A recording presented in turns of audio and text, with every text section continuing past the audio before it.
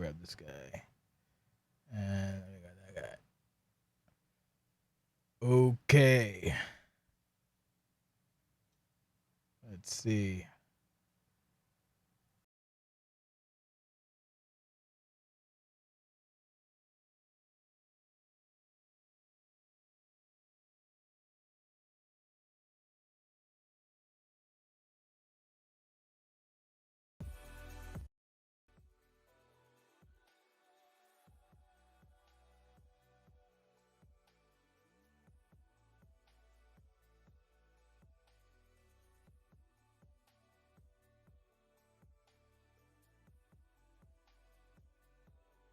I've got you. I'm just fetching another bottle of water. Sorry.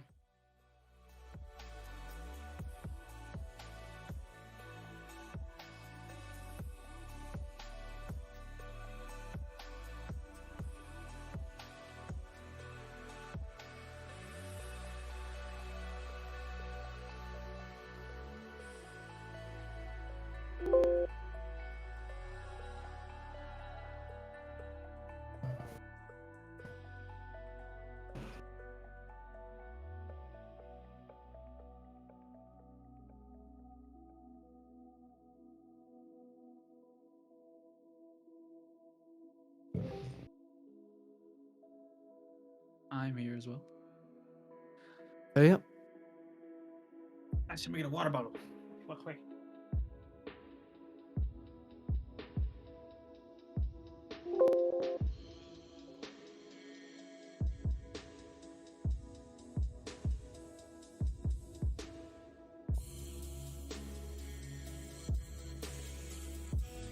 I returned.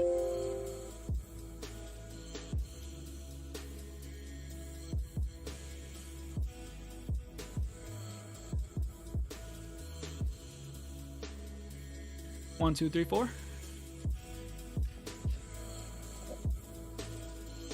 Ah! Oh.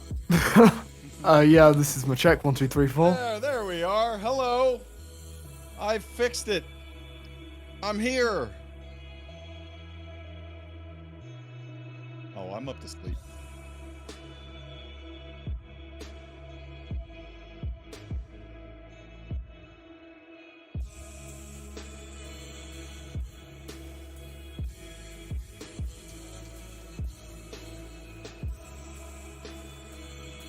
Hello, that's me. Hey, yep. What's up?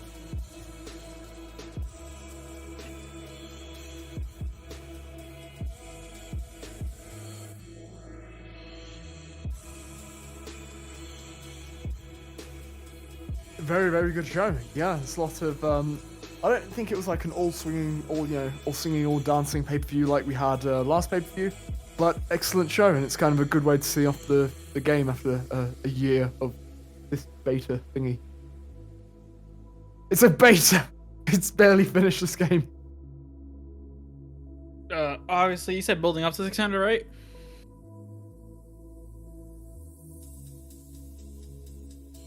Oh, I think I thought you meant what did you think of the show all over? I'm sorry. 600, 600 is... Shut up. 600 is pretty crazy. I was literally explaining to someone today, just about OCW, just like, not for them to join, but just like in my personal life, right? And I was like, they've been around, so Riot 600 episodes, they've been around for 600. And I was like, I wasn't around for all of them. The first episode was in 2004, and their jaw just like dropped. And I was like, I only joined like a couple years ago. I joined after 500. So it just kind of puts things into perspective. And that's why I said earlier that it shows how special the event is, because there's been however many Lucian's anniversary clashes, but there's only been 600 anniversary episodes of Riot. Apparently people couldn't hear me because I had the wrong mic setting on. As long as turn your shit up. Yo, my shit's up now, but it was off on the stream, assuming that as long as you guys don't gonna have to loop back through it, then it'll be fine. So Jake, take it away.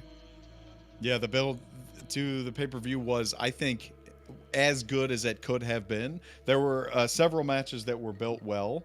I think the ones that benefited from like previous feuds that like weren't over yet, like the ones that didn't have blow-offs at Anniversary, the stuff like pretty much all the Tog stuff, and then especially Antonio and Claudio had a little bit of an advantage because they were already building into it. I think notably one that kind of suffered from the build was Jasmine and Harry, which we'll get to later, a phenomenal match.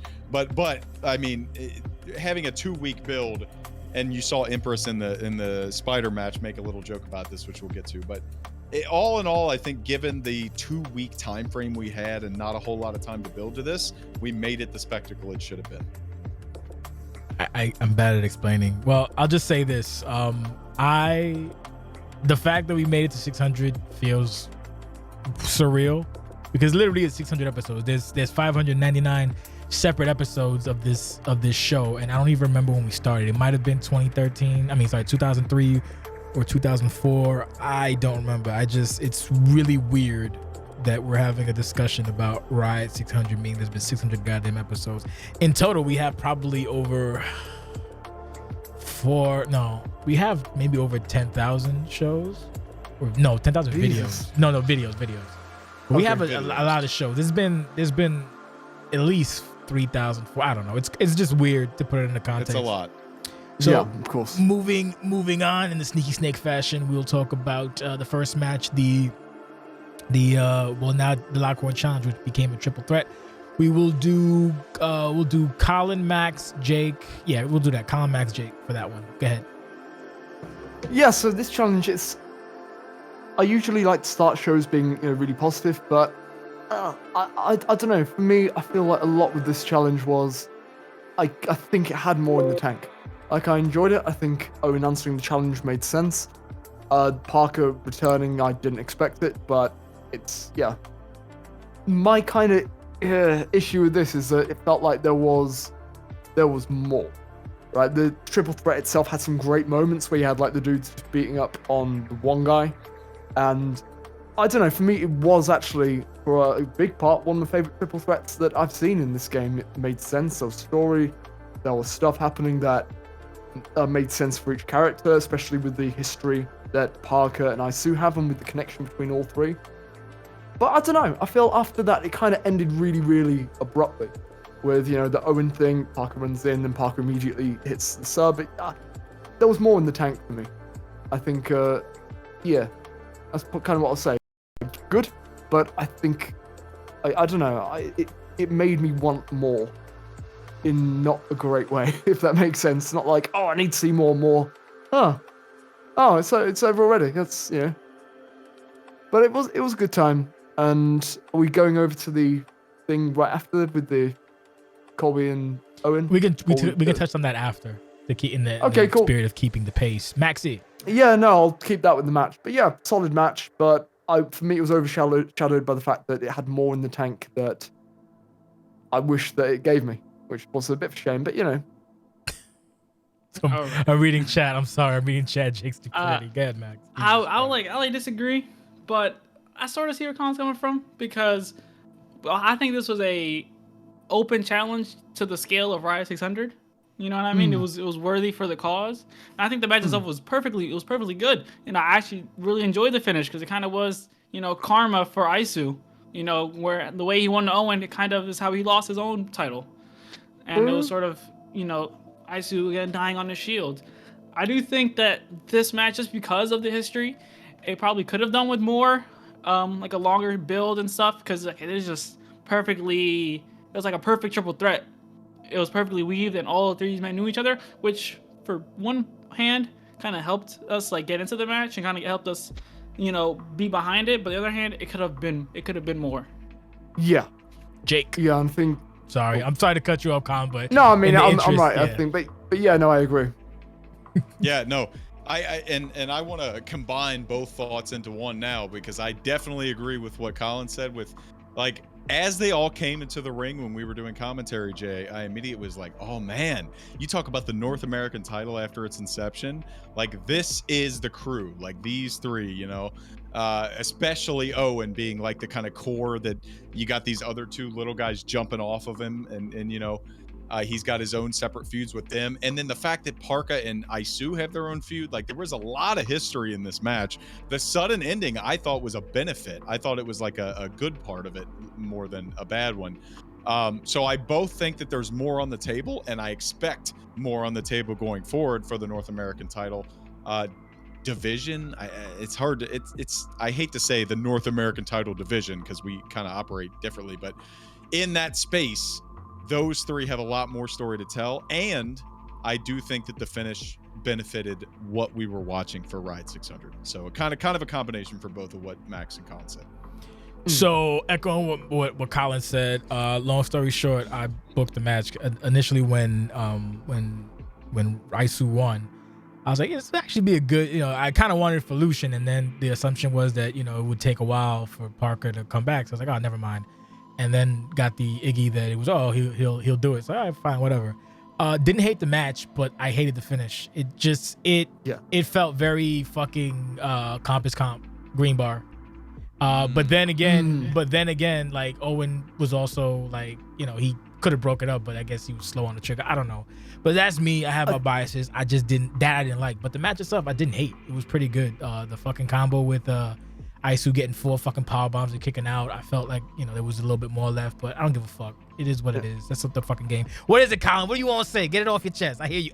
No. I'm just sort of with you there, but I think the finish being kind of what it was. If it would have been like a different Finn, like the Impact Finn, probably in Tijuana, we could have been looking at a very different match. But it was like, oh, it's a submission. Pull his arm off. It made it feel like, oh. I mean, you could disagree, Jake, but the fact is, if anything, it would be that Isu would be more inclined. Well, Parker and Isu would be more inclined to have more, I don't know, whatever you want to call it, with each other. But because Owen's the dick. Agree. Owen's a dick to both. Was a dick to both of them. But the triple adds another layer, and I think the fact that I believe there's more on the table, and like for El Parka to be the opportunist to jump in as the returning person, I think it fit very well. I don't have any concern whatsoever about it being any kind of out of character meta thing like thirst, whatever. That's nonsense to me. But I think it fit within the character structure, and it was an opportunistic take, and all three made sense of it given, you know, the match's pacing throughout. I mean, if you want to get to the nuts and bolts, remember the art. Well, we don't because it's 5 hours. We don't want this. Well, we're not doing the 5 hours, but I'll say this: old Parker, yes; new Parker, no.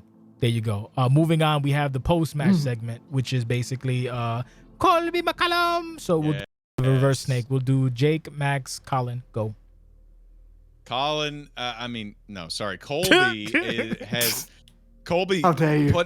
Colby put everybody on notice on the final TV show, like headed into 600, so we knew he'd appear somewhere. I love the tie-in for Colby when he showed up. Obviously, the big pop during his entrance, everybody in VP was like marking out for the whole deal, like for when it was showing the old Irish countryside, up to when Colin, God damn it, Colby finally showed up. Christ, Colby coming out, and then all the AI shenanigans is so funny. I'm going to use that. I'm going to give this a pass. I'm going to use that until the end of time. And I will be dead before that. You won't see that in a Discord chat near you. I was a big fan of it. Obviously love everything Colby has ever done up to this point. I love the tie-in to every like hurdle that Colby had up to this point, and now accusing Owen of it. So now we have a little bit of separation. So we don't necessarily know he's going to be involved in the North American title because he's got the Colby thing going on. It was a very good way to kind of put the foot into that sand and separate the two different stories. So if that's the direction they go, I'm a fan. Maxie. I also love the entrance, and I like the direction for Colby's character where it's taken, because it gives him a nice, linear path of potential opponents that he could do without, hopefully worrying about like titles or other sidetrack. His linear path and his motivations are clearly established. However, I am a little unsure of the choice of Owen. I don't know, like Owen as a person, like he was the first person he Yeah. went to. I feel like there's more obvious people he could have went to like first, to kind of try to get some answers. But you know, we'll see how it plays out. I'm very excited for, like I said, the character or the story that's being laid out by Colby. I'm sorry, Colby. You're next. You're up. But so I mean, I do kind of disagree with Max there about Owen being first, because when Colby went to Dissension Owen in and they the started ranks. mentioning that. Pardon? Sorry, I What? just said dissension in the ranks because you disagreed with your tag partner. Oh no, but it's like because when Colby mentioned that to Owen, it took my mind back to the Owen versus Parker feud, where Yes. Owen outright said to Parker, "I think you did it." Same. So That's for me, the that first was thing I thought of as well. yeah. So it's a really nice callback, and I think I do like the fact that Colby appears. Famous last words. We'll see what happens in a month or so to be coming back with hopefully a line of great opponents. Like Max said, I don't necessarily want it to be he's back, give him a title shot. I don't want to see. I want to see some good stories. I want to see a good run, and looks like he'll deliver that. So I enjoyed it. I think my only kind of weird things with the segment is I think Owen could have. I mean, we always harp on Owen's delivery. We're not voice actors. We get it. But there was a time in that promo where Owen felt a little bit shaken, a little bit like, oh, no, I'm not, And I don't know if that fit him. I want to see Owen a little bit more softly spoken, of course, but stronger, a little bit more secure in what he did. And I will say on that, I'm looking forward to the next 3 months where everybody uses that AI mouth generator, or we realize that it looks a bit like the annoying orange from a few years ago. No, definitely will. That's the thing. It's fucking. If I It can looks like the fucking annoying orange. ahead, I love break it as a out. janky thing, but I'm the sorry. second I see someone serious with it, I'm gonna piss my pants. It's gonna be Yeah, hilarious. I think this is the best we can do for like trying to be serious. I just want to break out on the thing with Owen's cadence, his delivery. Yes, I do agree with what you're saying that like the soft spokenness and like that didn't give it the feel that I kind of expected, but it is improving. It's getting a lot better. Like it was a lot better than the first one he did before. I could feel like, especially in the first half of the promo, there was a lot of passion in that.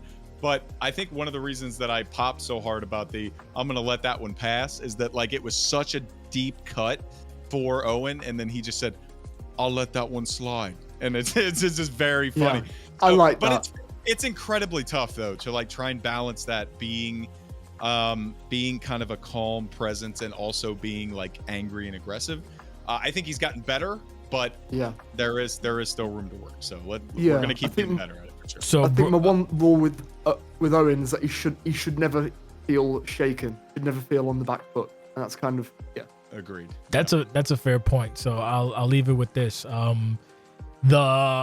The angry orange thing, it was stuck in my head when I saw it first. I think there was a point where Yep. Owen turned into a potato, which kind of made me laugh. As far as voice work goes, as someone who's been highly critical of Owen, this has been his best work in my opinion. Being shaken is a part of having, being a dynamic character. So I didn't hate it, and yeah, no, good shit, good range if you want to be creative about it, and just the angry orange shit people need. Hopefully relax. We'll see what happens in the future. I don't know. Right now is that and AI voices, so we'll see.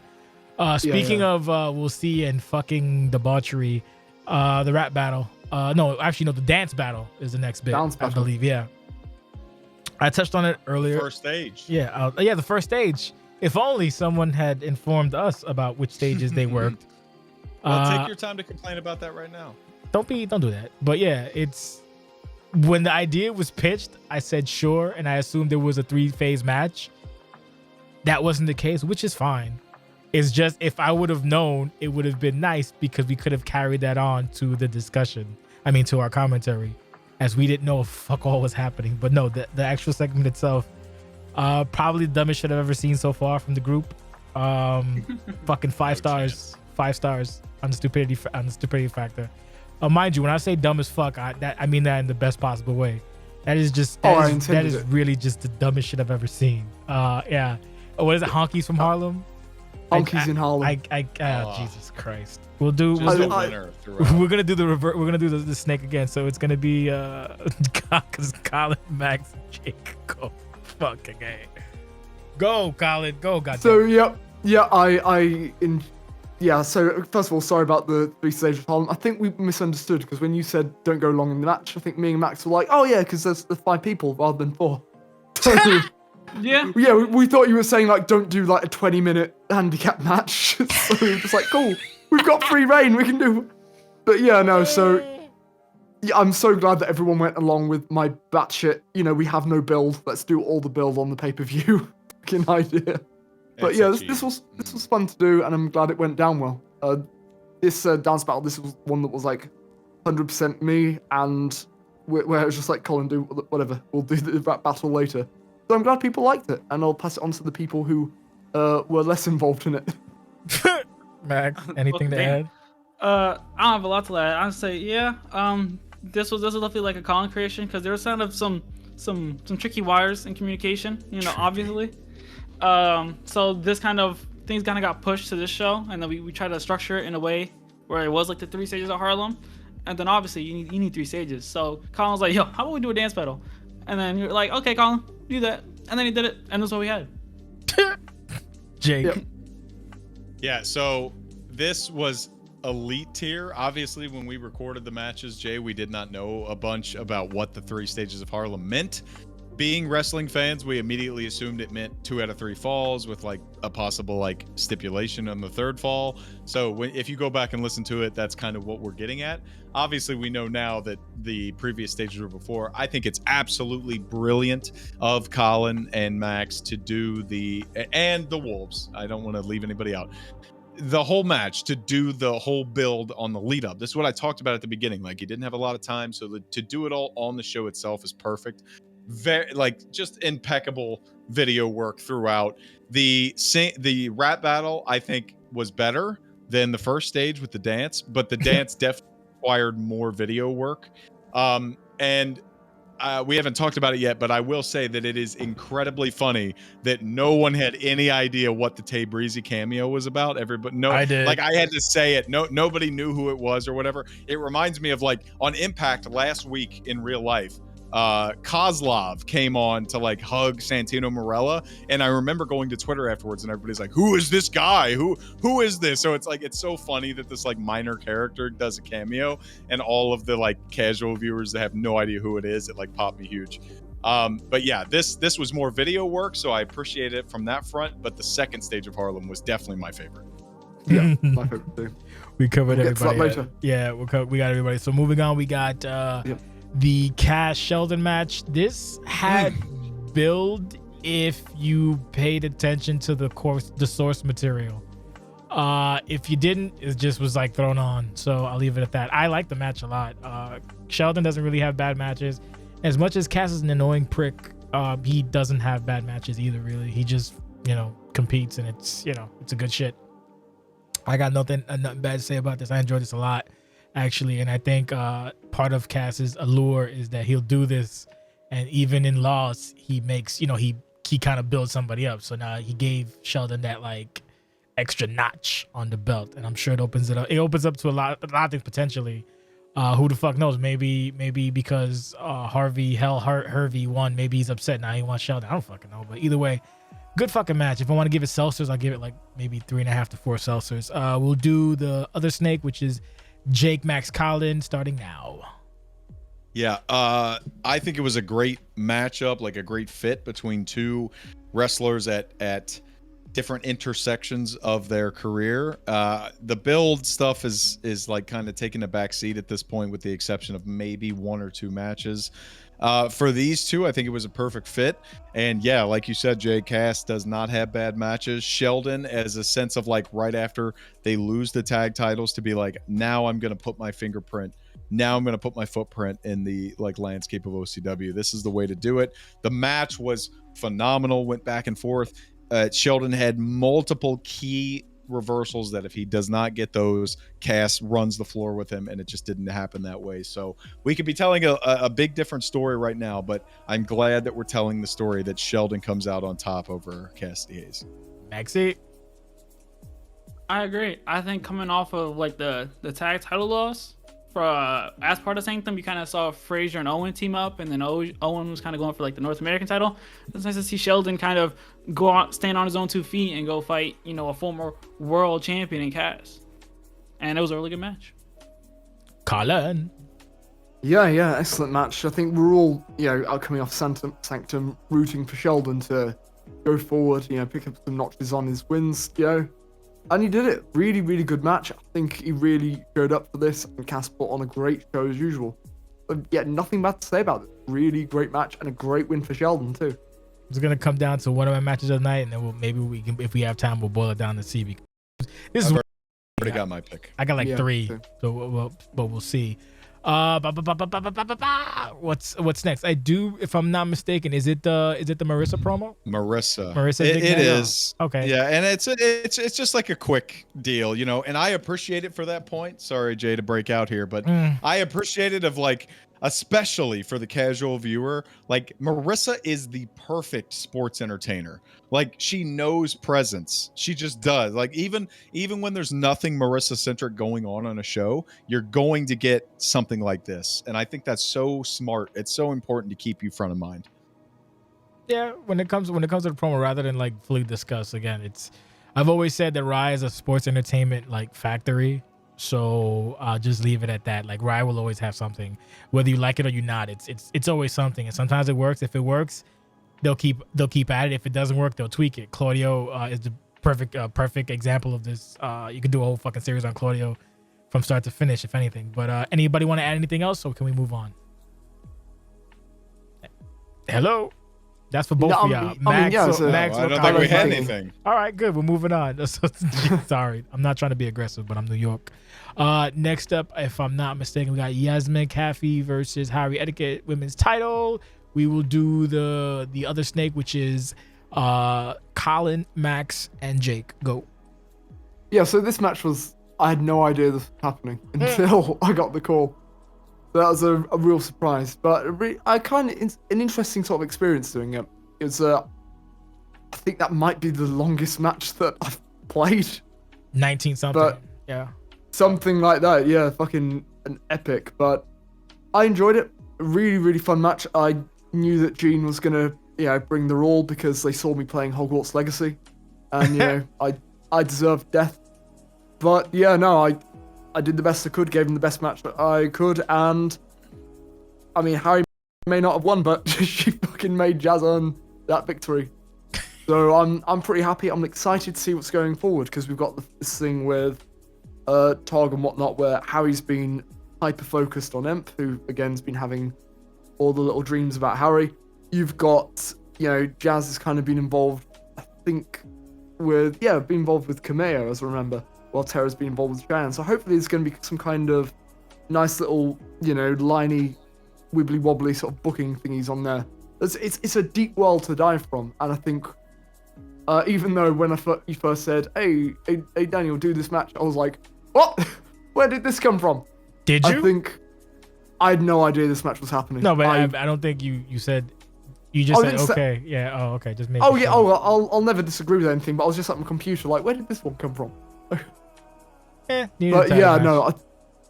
It inserted something really beautiful, I think, into the women's division. Women's division looks awesome right now, by the way, and I think this match has kind of, added a little bit more spice to the matter. I'm really happy with it, and hopefully everyone enjoyed it. Max. I thought this was a, we want to talk about end game sequences. You want to talk about like evenly matched. This match had all of that. It was just just like them going back and forth and just trying to, really worry about like finishers and signatures and that sort of aspect of it. And I think I said it in Twitch chat, going hell for leather, right? In terms of the story, the build, like I said, the build wasn't. It was like kind of. It was like you can see why the match was happening, but it wasn't like super duper. I guess like explicit, right? And I do think this on paper, when you looked at this match, it was kind of one of those matches where you think it's just like, it's just easy defense for the champion, right? It's like, they're versing the underling in the faction. This is obviously going to set up, an Emperor match, but obviously, things happen. Comp is comp. There's a hiccup in the plans now. Tog technically holds 2 belts, right? 2 women's championships. What's going to happen? We're going to have to tune out and find out. Jake. Yeah, I have to agree with what Colin said about how like hype I am about the women's division storyline heading into 2K23. I've made my opinion known on the tag team scene a number of times when it's come up, but I think people get too bogged down in this idea of like, in order to have a great division, you have to have 15 to 30 excellent like number one main eventers, and it's like it's such a bad argument, bad faith argument to make. So I think what OCW has right now is a situation where like the women's division has so many great stars in it. So it's not like 20 women that go like evenly deep, but there's like 8 that are like top tier that could main event any show. That could main event any show. You're breaking out. What do you got for me? Yeah, breakout. Said the 20 basically the crux of the argument that I believe Paul Heyman had or whatever was, you know, remember SmackDown 6? In actual wrestling, like pro wrestling, if you want to be pro wrestling, they also have the great 8. You only really need between 6 and 8 people to make a division as good as possible, and that's proving it's it. True. 3 matches. We had 3 women's matches on the show, which is also further proof. You may continue your point, Mr. Allen. And importantly on that, 3 women's matches, not just that we're just like, here's 3 women's matches for like 6 women that are like, you know, we want to put over or whatever. They were 3 women's matches that had deeply rooted either stakes in the women's title match with Jasmine and Harry, or the other 2 being like story based and like they made sense. They didn't feel out of place on the show. So yeah, I think that I do agree with you there, Joe. Like having that top 8 is enough. It just is, because that 8 is going to rotate throughout as we keep going, and that's a larger conversation for later. For this one, I think it fit perfectly too, because like Colin mentioned, he did not know that this match was happening, but it does make sense. It's not like Jasmine's being shoehorned. Jasmine has been on a tear since the late 2022, and this is the proper trajectory for her. Normally in OCW, you get that trajectory and then you get punched in the face and you run back down the card, and the cycle continues. But Jasmine actually won this time, so I think that's where the pattern interruption happens. But this is the match of the night. It's not even close. The fact that it's here on the card, and Jay, you and I talked about this when we were calling it, I think it's a perfect spot given what happens later in the show for pacing. You don't want to put this super high because you don't want to like bounce too many things off of each other. The feeling of like jubilance to watch Jasmine's rise to fame and to win the title in this way was excellent. I don't think it hurts Harry really that much, and especially the fact that Harry is already deeply rooted in this Tog storyline that Jasmine is now also rooted into. There is more meat on these bones. This was the match of the night easily for me, and I think it was positioned perfectly. Shout out to Jay for that, and like Max said, I can't wait to see what happens going forward. So yeah, well, given e-fetting, I would say I would lean towards a 6 as opposed to 8. But before we move on, the thing with this, basically, I got it. Tibby was like, I want titles on the thing. I was like, fuck it, and that's kind of where we went. So it was like, what title matches make sense or whatever, as opposed to everything. So the Jasmine thing, as Jake said initially, you know, Jasmine won against Dragana and Jasmine won previous matches. So like that makes sense, but the thread that was there that nobody pulled, which I should have pulled, because sometimes I'll just write shit to make shit up and then it'll work for people out. Basically, when Jasmine joined Tog under, you know, false pretenses, that could have been a thread to be like, hey, that's why she got that match. So that was done before as part of the, hey, you're coming over to Tog, so that's already signed, sealed, and delivered, and then the turn and blah blah blah. But you know, that's not really nobody's fault just for not picking up on shit, whatever. Either way, whatever. That said, moving on. Oh wait, the other thing I had was regarding also, now that there's another women's champion, or not really women's champion, it's going to be interesting to see what if Harry decides to maybe go back for the original title or the fake one. I don't fucking know what's happening. It gets stupider as we progress. Speaking of stupid, we got fucking Larry, and I believe do we have the rap battle first, or we have fucking Larry and H2O? The rap battle is first. The rap battle. Yes. I'm just gonna break out here. I already made my statement. The rap battle was the best stage of Harlem. The Iceman was the MVP for the Wolves. Colin was the MVP for Max Storage. But my God, just more immense brilliance at the end of a season from Maxx and Colin, just like we saw last year. So you had your thoughts on that. Maxx, Colin, thoughts on your own. Maxx first, then Colin. Go ahead. Yeah. So I wanted to do a rap battle, and then I did a rap battle. Yeah. It definitely wasn't easy, but you know, it ended up. I was really happy with how it came out. Just the video, the song. I was hella hyped. Colin, your thoughts on your fucking Yeah, Smoky Mountain remake? This was fucking brutal to put together because it's like it's basically like a room of people who are like, yeah, we need to rap and just trying to coordinate this. Trying to coordinate it was fucking brutal because you originally I wrote out a structure thing, I remember, out of everyone's little jokes and punchlines they came up with. And then people just sort of like started deleting parts of the document and putting their own raps in. And then I got a fucking recording from Nate Mack that had nothing to do with anything I'd written. I was just time-aligning it and putting it in time with the beat and writing around it. And me and Max were on the phone together.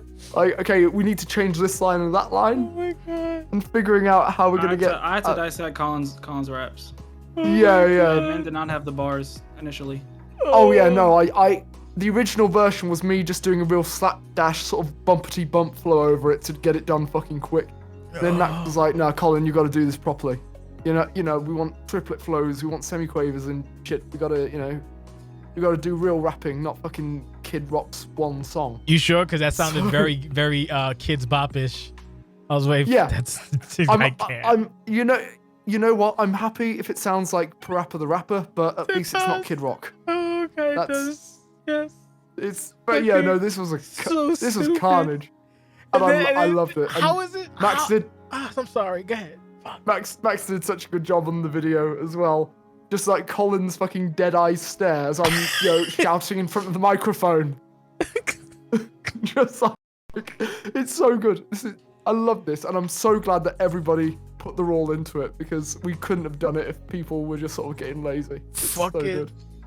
Trey needs his Harlem card revoked because this fucking when the dirty white boy got more flow than you got a fucking problem, man.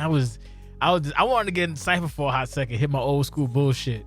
Anyway, fuck. I can't. I was like, I was waiting for somebody to be like, my name is Dirty Darling. What the heck? I don't fucking know. Whatever. That's the dumbest shit. That's the second dumbest shit I've fucking heard or seen. I don't know. I can't. I can't with you anymore. That was just. I'm sure someone will go on YouTube and click that and just go, what the fuck is this? And that's all I'm gonna say is yes. That's it. That's all there is to say. Yes. That's OCW in a nutshell. It's fucking. Some people watch wrestling, most people don't, and this is what the fuck you get. I don't know. I don't have any. I'm not fighting anymore. I don't care. I literally don't care. I'm just waiting for fucking dragons to come through a portal and start fighting at this point. I'm sure it'll happen next season, especially now with all the arenas that are available because of that dude status and all the fucking all the backstage arenas. I'm sure we'll. But whatever. Moving on. Is it now time for Larry and fucking Harv? It is. Okay. It is indeed. Larry and Harv, this was my idea because I like old people. And again, the idea was if there can't be a build or if there can't be much time for a build, then might as well use history, i.e. the North American match, i.e. the cast match, i.e. this match forward as well. This one stemmed. I said, hey, first it's funny because we was juggling, and we'll talk about it later, but we were juggling like what to do for the main event, and there was a couple options available. One of them was one of the other options was potentially H2O versus Doc Green as like a I don't know, a proving ground kind of match or whatever. But then I was like, well, that doesn't make sense to my head because H2O, because H2O lost and Doc won. So it's like, I'd rather have two losers enter Larry and H2O. They have history, so now it's 1-1. If you know the history, if you'd seen it, obviously you'll know the history. But if you didn't, 4 years ago, Mugen beat Harvey for the whatever light heavyweight title, and fast forward 4 years, Mugen was randomly talking shit while Harvey was having a nervous breakdown, and here we are. Match was like Doc or Mike or fucking whatever was up Mugen's ass for the most part because he's a better competitor. But the fact that he couldn't, for the life of him, hit the Riptide is what sold me on the match, pretty much. Thankfully that was the case. But you know, it is what it is. Not my favorite match of the night, but I enjoyed it. It was good where it was, and I dug it. So we'll do Jake, Maxx, Colin, go. So this was one of those matches that was like heel versus heel. I did not want to cheer for anybody here because I fucking hate Harvey, obviously, and Mugen, after he broke my heart at the anniversary show, wasn't willing to give him anything. And you heard it on commentary. I said, this is usually the part where I put Mugen over for his entrance, but I can't do it. And He's a dick. the match was fine. It was a decent match. It's middling for Riot 600, but the spectacle of seeing these guys come back. I love the callbacks. I think both Mugen and Harvey had one instance each of doing big callbacks to their Savage Lands 2018 match, and that was like, obviously I'm gonna have more emotions for that because that's when I joined OCW. Like that was like the first big pay-per-view that I was in around. Watching him catch Harvey and turn it into the one wing toot will be in my brain forever. So the callbacks to that were great. The Drago stuff was fun as well. I'm glad they added that extra story because you gotta have stuff. This isn't just a blow-off show. We have to build to 2K23. I'm glad that we got that, and I'm excited to see what is next for Mugen and Drago.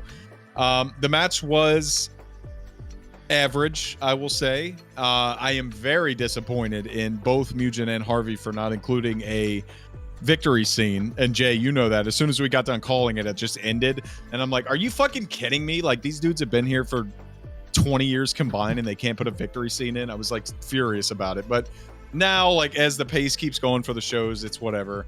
It was a good match, and I'm glad they built in a lot of the old story stuff, and it didn't really disrupt what either man is doing heading into 2K23.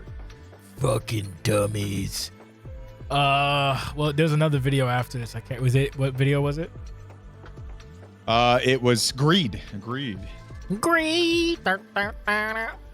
I like, well, Greed and the CCW update, but we'll start with Greed. I hate the promo mask that C-Note has, but I guess it's grown on me, but I still fucking hate it.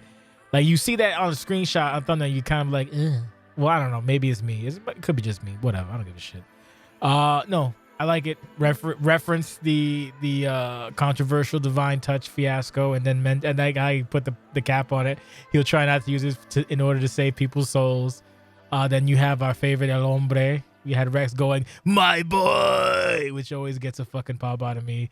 Louis comes out, fucking cool. I like Louis. Louis is one of my favorite characters. Bishop is one of my favorite characters. I actually have something. Well, I'll talk to Louis after this, but whatever. I like it. It's building. The thing is, it says the 28, but I think that's a different date. I think isn't that supposed to be the original date for fucking Rumble Grounds, or am I bugging?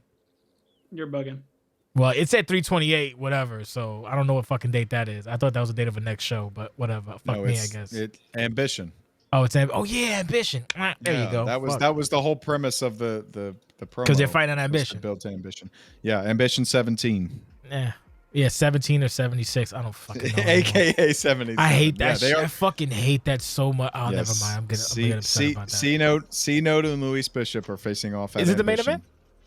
No, it's not the main event. I don't fucking remember. Whatever. I got too much on my plate. Fuck you. We'll do Colin. Well, let me talk about. Actually, do anybody have anything to add about this? Louis, this is your segment. You have anything to add? Yeah. No, go ahead, Max. I don't got. I ain't got shit, brother. All I was gonna say is I'm glad this is like similar to the Marissa thing. It's always important when a big show like this happens to get facing forward. You have to understand how the OCW audience is watching. Wrestling, yeah. And you have to understand what they're watching, and then you have to get in front of them. And because in OCW you're not like restricted by creative, you have all you get in front of the camera. And C-Note, I don't like, this is not news to him. He's done it throughout. That's why he's one of my favorite rookies. Mm-hmm. And for him to say, okay, what can I say in this big moment? For him to build to an ambition card that a lot of people may not be aware of, it puts more eyes on ambition. I'm not gonna lie to you. When I saw this, when this whole segment happened, I had no idea C-Note and Luis were fighting on ambition, and now I do. And now I want to watch that match, and I think mission accomplished right there. That's all you need. Great. The Colin, anything to add? Yeah, I mean, Not really. No. Mugen Yeah, versus no, I Harvey, got solid. shit. No, I mean, I don't think you let him talk about Mugen and Harvey. Yeah. Oh, I didn't. I'm sorry. Go ahead. Yeah, No. yeah, I'm just flying through it. Yeah, match was really good. Really like Mugen. Good Greed promo. Yeah, solid. Nice promo. Looking forward to Ambition. I'm sorry if I'm pressing you, Colin. It's not my Yeah, intention. no, don't worry, don't worry. I just it's- wanted to give Harvey and Mugen some recognition, so it didn't seem like That, like, They got fuck those daylight guys. savings time. They got daylight savings time over there. Yeah, oh It's yeah, like- no, I mean like it's fine. the hour's gonna go back in Yeah. at one point, so I don't care. If the hours We'll go, deal with that later. I thought it goes at the. Never mind. I'm not gonna. No, discuss we're that. still in real time. You guys have gone back. We go Jesus back later Yep. tonight. That is so Yep. stupid. I hate everything. Yeah, I go back in the morning. That is Yep. fucking dumb. Okay. Today's the day. We got breaking news. I was gonna say, Jay. speaking of dumb, but that's not the proper segue. Moving on, we Yeah. have. Yeah. No, Horse- it's pretty dumb. I'm okay with that. Horse died, so that's sad. Horse was sent to a local medical facility. Is there anything to add to this? It's just a clip it, a news clip it. So I think honestly we can lend our thoughts once we get to the main event here. Gotcha. 'cause they Yeah, kinda yeah, we go- can they, roll they it go all into they, one little yeah, they package. go hand in hand. Yeah, okay, for sure. Moving on, we're having a brisk pace. We're already halfway point, so we're doing good. We got the tag match, the final stage. Now that we know is the final stage of Harlem. No. Shine and Terror. Oh, Shine and Terror's next year. Oh, this is my other match of the night, bro. I love this fucking match. Really? Okay. Yes, I'm happy to hear that. I enjoyed this match profusely just for the simple fact that I saw the counting on the outside with the wrong font. I was like, oh, that's this.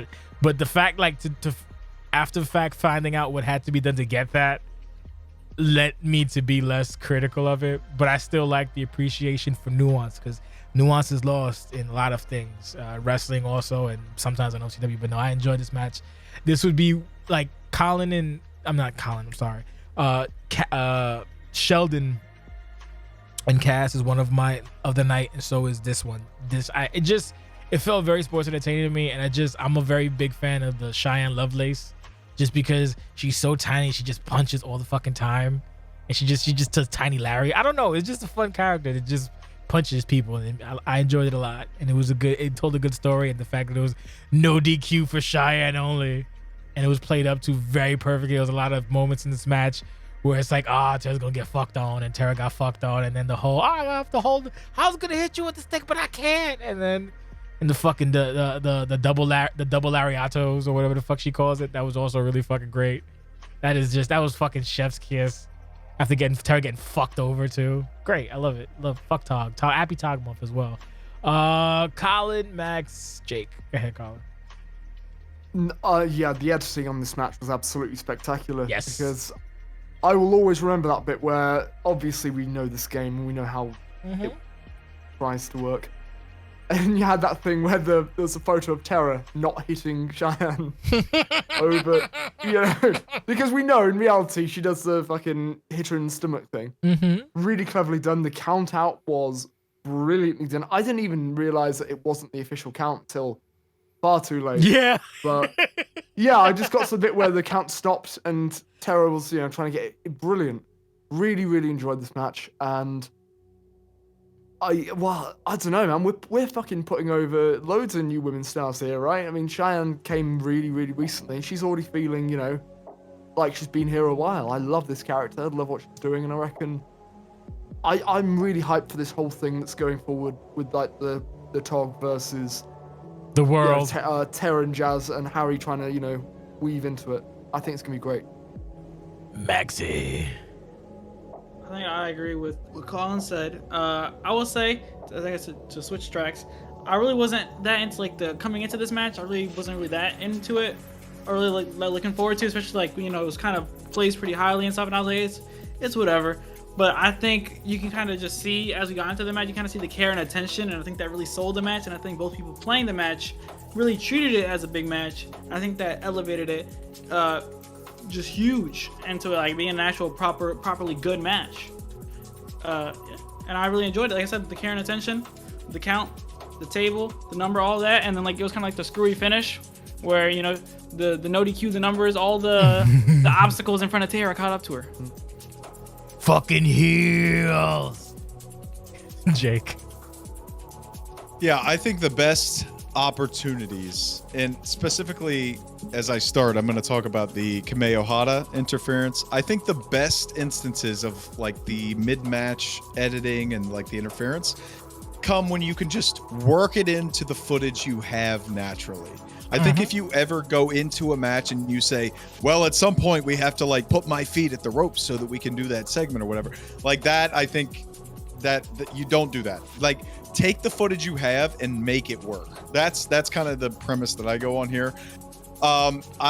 We talked about the evolution of the women's division already, and I think this plays a huge part into it. Like Tara being a central figure into this anti-Tog, the whole Tog thing is great.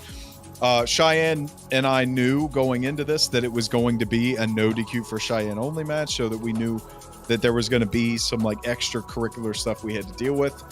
I'm glad. It makes me very happy to hear that everybody was brought like more into the match by us emphasizing the stipulation, because that was the entire intention. So the match was played 100% competitively.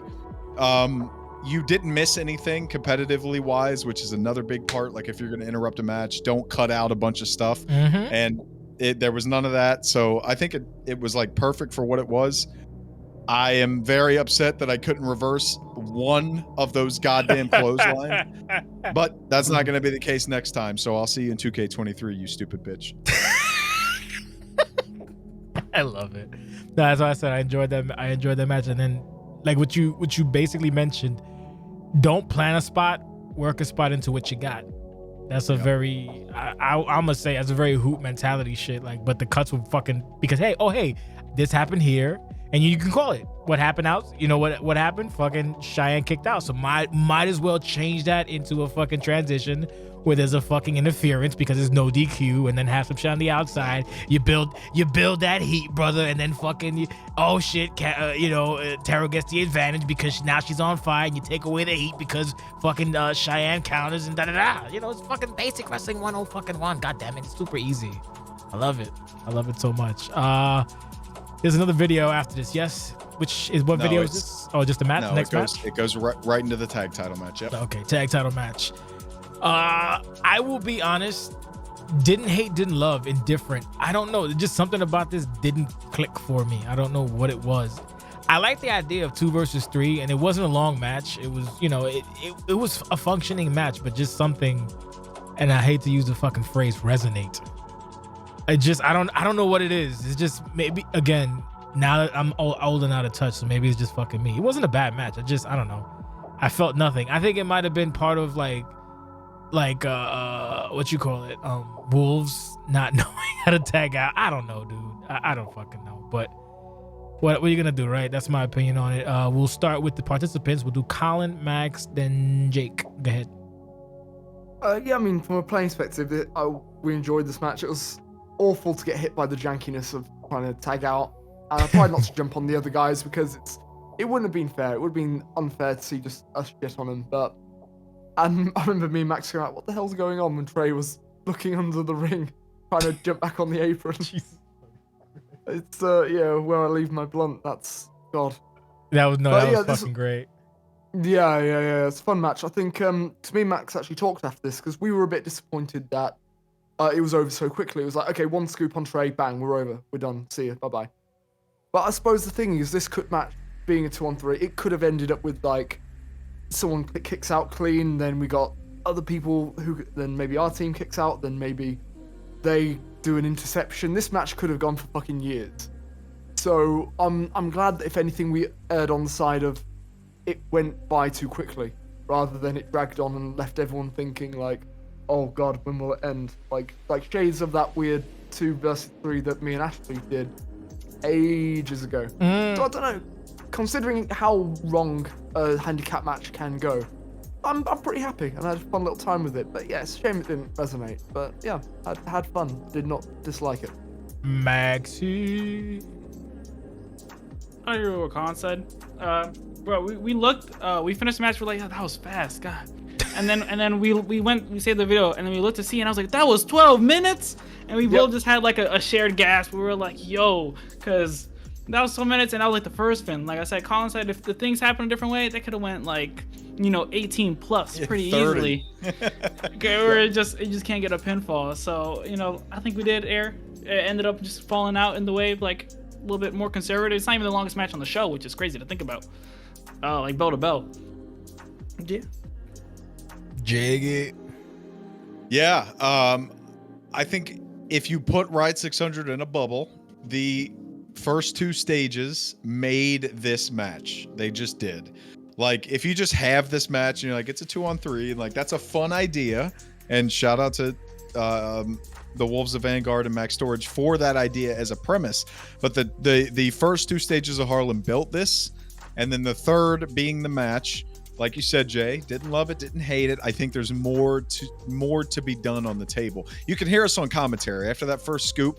The fact that neither Wolf runs in to break it up, and you're shocked about that. There's a lot of different directions to go from there. So you could be like, the Wolves doubted him, or the Wolves believed in him, which, Jay, you did a great job. He gave him the Iggy, and he said, I'm kicking out of this, so they didn't do it. And so there's a lot of different ways to go about it. I think there's opportunities for Maxx Storage and the Wolves of Vanguard going forward.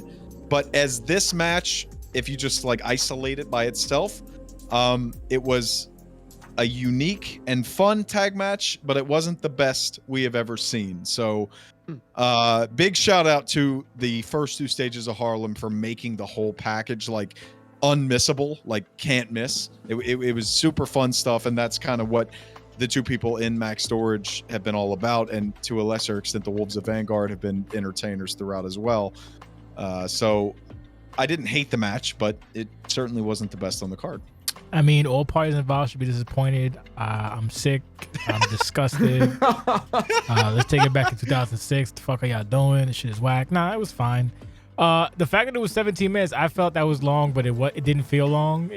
I just don't know how to place my finger on it. I just think the fact he doesn't. You know what it's it is? True. Basically, like the 3 stages make sense. I gotta get this off my chest. The 3 stages make sense, yeah. But I feel like the 2-on-3 would be the capstone. Like, that's the one. Like, it's the capstone for the 3 stages, obviously. But I feel like that would be the capstone in a series of matches. So now that I don't know if you guys are gonna reconnect again. I think you probably. But the thing is, if you guys reconnect again down the line, you can't do the 2 versus 3. You would have to fucking do like 2 versus 4 or some shit. Because if you do 2 versus 2, unless they fucking become like, the fucking Cassidy Hayes of the tag division, then I don't fucking know what's happening. And that's not even trying to be rude, but it's like, bro, it is what it is. So that's the only wrestling like thing about it. Like, again, the setup for it was fine. The match itself wasn't bad at all. It's just something felt missing, is what it is, I guess. So whatever. You suck, Colin. We're moving on. You stink. No, well, go ahead. Just say what you're gonna say. No, I was about to say that's the. I mean, you're definitely right. And me and Maxx, we kind of, when we were pitching this and working out how it goes, we kind of took that into account. We took into account that as soon as we open this Pandora's box of defending the title in a handicap match, you can't put that back in, right? So I don't regret it. I think we ended up with something good that we wouldn't have had as much if it was just 2 versus 2. And I don't know, I like the idea of, for me, I think for the tag division to be fun and healthy, and for people to want to do that, I think it'd be nice to have matches that people don't get a chance to do often. Little opportunities that make people go, oh, I want to be involved in that, I want to do that. Rather than being here like, we are just going to comp 2v2 all the time. Green bar! Might not always hit the spot, but I like what we did. I'm happy with it. Green bar, no kick out, stunned. Moving on. I'm starting this conversation because we have to move on. Wait, hold up. Sorry. Go ahead, Maxx. Break out. Now that the show's over, it's pretty crazy. The only match where the title didn't change hands is a handicap match. Oh wow. Oh my god. Yes, you're right. Jesus. True. The title thing is outdated, which is I think this is why probably I've been weird about this show, because like, I like giving people time to build, like, we don't like this. What happened now usually happened in the old country often. So it was status quo. Like, it happening now, it kind of makes me annoyed, but it's not like anybody's fault but my own for greenlighting everything. So I'm probably just mad at myself. Yeah. So what's the next segment? I know it's a segment, or is it a match? It's a segment, right? It's the hype package for Imp and Spider. Yeah.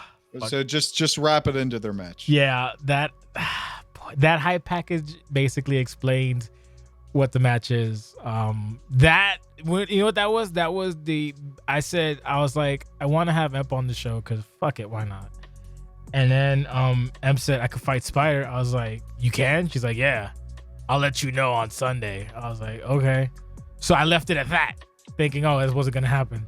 And then when I got the okay, it's like, oh, but it's only a week to build. And then she built it in a week. And just like it said, 1 week. What was it? What was the line? 1 week something? Man, what the fuck was the line? Ooh. You know the line. What was the line? She said 1 week something. Yeah. That she like flashed it up on the screen. Yeah, and said, a whole week. The one whole week. One build. whole week. So funny. Being self-aware. You know what I think this is? This match is an example of Emp taking retaliation against me because Emp pitched something, right? I'm not gonna say what it was. She pitched an idea weeks ago, and I said, let me think about it. And I flat out told her no, and she was upset about it. So I think doing all this shit lately is her getting back at me for telling her no. I feel like it is. I really do feel like it is, because she said, what did she say? She's like, well, she said something like, I figured out how to do what I want to do anyway. I was like, okay. And then all this shit has been happening. So no, if you're gonna have Riot and you're gonna have Trash, then why not have both Lady Trash and Trash? No better person to get his nuts exploded. Oh God, that was so good. I died. I had tears in my fucking eyes, and Jake lost it too. I had to like stop and if you heard it, I was like, I can't see. I literally couldn't see. I was like, I think I might be going blind from laughing that hard. My head hurt from laughing that fucking hard. It was a fun match, and it was a stupid match, and it actually might be one of my higher rated matches. Just how fucking dumb it was, because it was somewhat like, I don't know, it was a fight. I don't know how to explain it. Maybe I'm biased, but it was a fucking fight. It was a really fucking funny match. It was a fun match. And the fact that Ryu died, anytime Ryu dies, it's always a great match, in my opinion, because that's what he gets. And there's a follow-up role play y'all should probably read when the show is up. Yep. I think the order would be Jake, Maxx, and then Colin. Jake, you're up.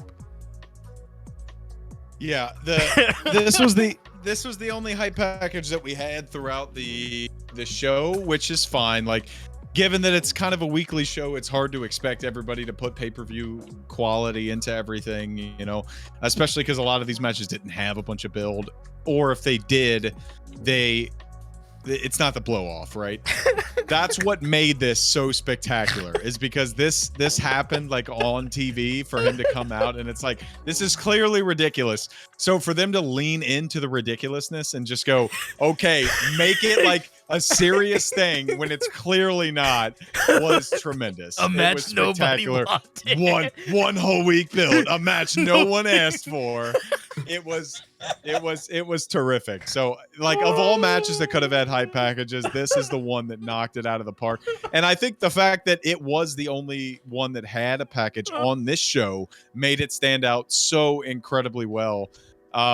The match, are we on the match itself? You can interweave it. Yeah, I'll go like. right into it. Interweave it. Sure, I'll go right into it.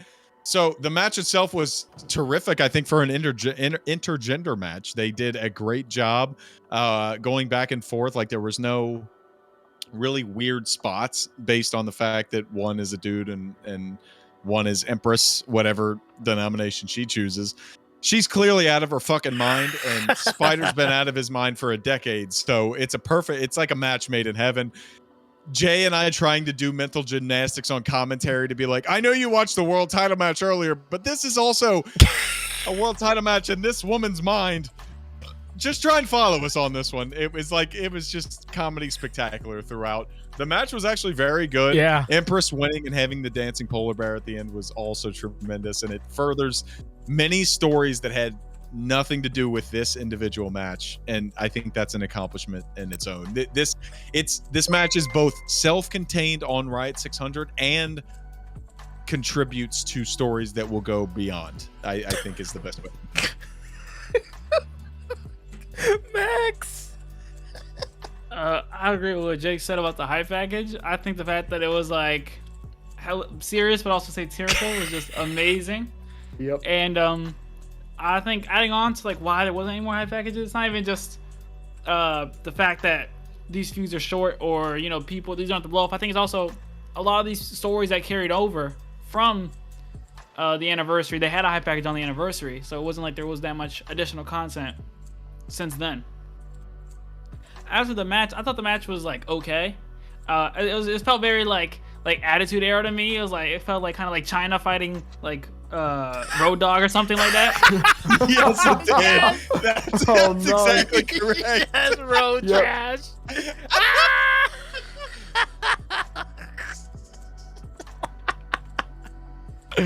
Oh my god. Oh, you didn't know? Well, don't tell anybody. Oh my god. I think we're all inside of M's world, and it's just completely crazy. Yes. And I think even Spider's like entrance. I'm not sure if that's actually what the crowd in attendance saw, but that's what we saw.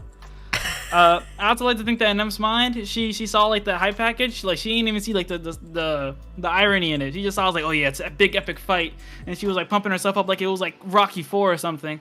And then it was the hype package just like, yeah, one whole week, and it was just pretty entertaining. Nobody Colin. So, I mean, first of all, Max has done some great work on the match already. But I want to put you two over because the moment in the match where I was on board and I was like, this is great. I think one of you said something like, Emp is fighting for a title that she doesn't have.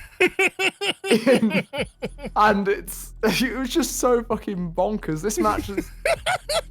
This match is just like my favorite things in match form, right? Yeah, the Mortal Kombat thing. Yeah, the I think it's like the dodgy shit with the weapons going everywhere or something. It was a fever dream. And considering what Emp's been doing recently, fighting Chewbacca as Harry Etiquette or whatever, this was perfect. I loved it. How cool you Wookiee bitch. You Wookiee bitch. Yeah. That's the thing. So I was just like, that's the thing. I thought, oh, we're going to build up to Harry versus Emp again, but no, this is Emp's world and we're just all guests in it. No, they're building to Emp versus Spider, where everyone gets concussions and Spider's balls break in a Mortal Kombat sequence. So he has one ball. Oh my god. Oh my. So yeah. Okay. Great. Great stuff. So stupid. So if you notice, so I think Max said like, oh, I don't know what she did to make the screen shake. No, that was the mod shaking. They had to go home, brother, because the mod randomly just fucking starts shaking like balls after a while. I was losing my mind watching it. Yep. Yeah, I was like, why is it shaking? She's like, yeah, the mod shakes after a while. So we gotta go home, brother. Wrap it up. Yeah, wrap it up. We gotta go home. We still got more pay-per-view to go, brother. The fact that she landed that shit on the fucking chair is also, yes. That's that's one of those, I'm gonna go for it and hopefully it works, and it fucking worked, and it was, I don't know, it was great. Now I could just say Spider got beat up by a girl. I mean, I'm not really a girl, but it's still funny to me. Fuck it. Whatever. Anybody have anything to add on the stupidity? Nothing? Okay. Jake, you alive? Did you die? You okay? You need some water? All right. I believe next is Telos coming back, or am I bugging? That is correct. Yeah. Telos coming back. Yep. What did Sheldon say? But I thought he retired. No, it's career versus career, because wrestling, right? The way wrestling works is as long as you don't look the same, it doesn't count. So I'll just leave it at that. Telos is back. I appreciate the fact that he decided to go deep into the lore, all the way fucking back to like what, 2019, 2017? No, 2018, 19? Or Jake, correct me, was that 2019, I believe? Or the shit with Bobby? Telos? Yeah, because he mentioned the Pride Championship. Yes. Yeah, his Pride title match with Bobby was in 2019. Yeah, so he brought back a lot of history. Right before Summerside. And called I think himself... it was Consequence? I believe so. Yeah, basically went through his whole history, called himself a habitual loser, which sounds cruel, but I do agree with him. I love the character, but he just doesn't fucking win all the time, so he is a habitual loser. So hopefully, new platform and everything, he could turn it around, because I like the presence, I like the new music, I like the new look. It's pretty fucking dope. I'm excited. I know that fucking Jake is over the moon. Like, I fucking love Telos. So I guess we'll do because he loves Telos. We'll start with Colin, Max, then Jake. Go ahead. Yeah, solid time. I mean, the mask is a good touch and a kind of nice play on that he won't show his face around here again.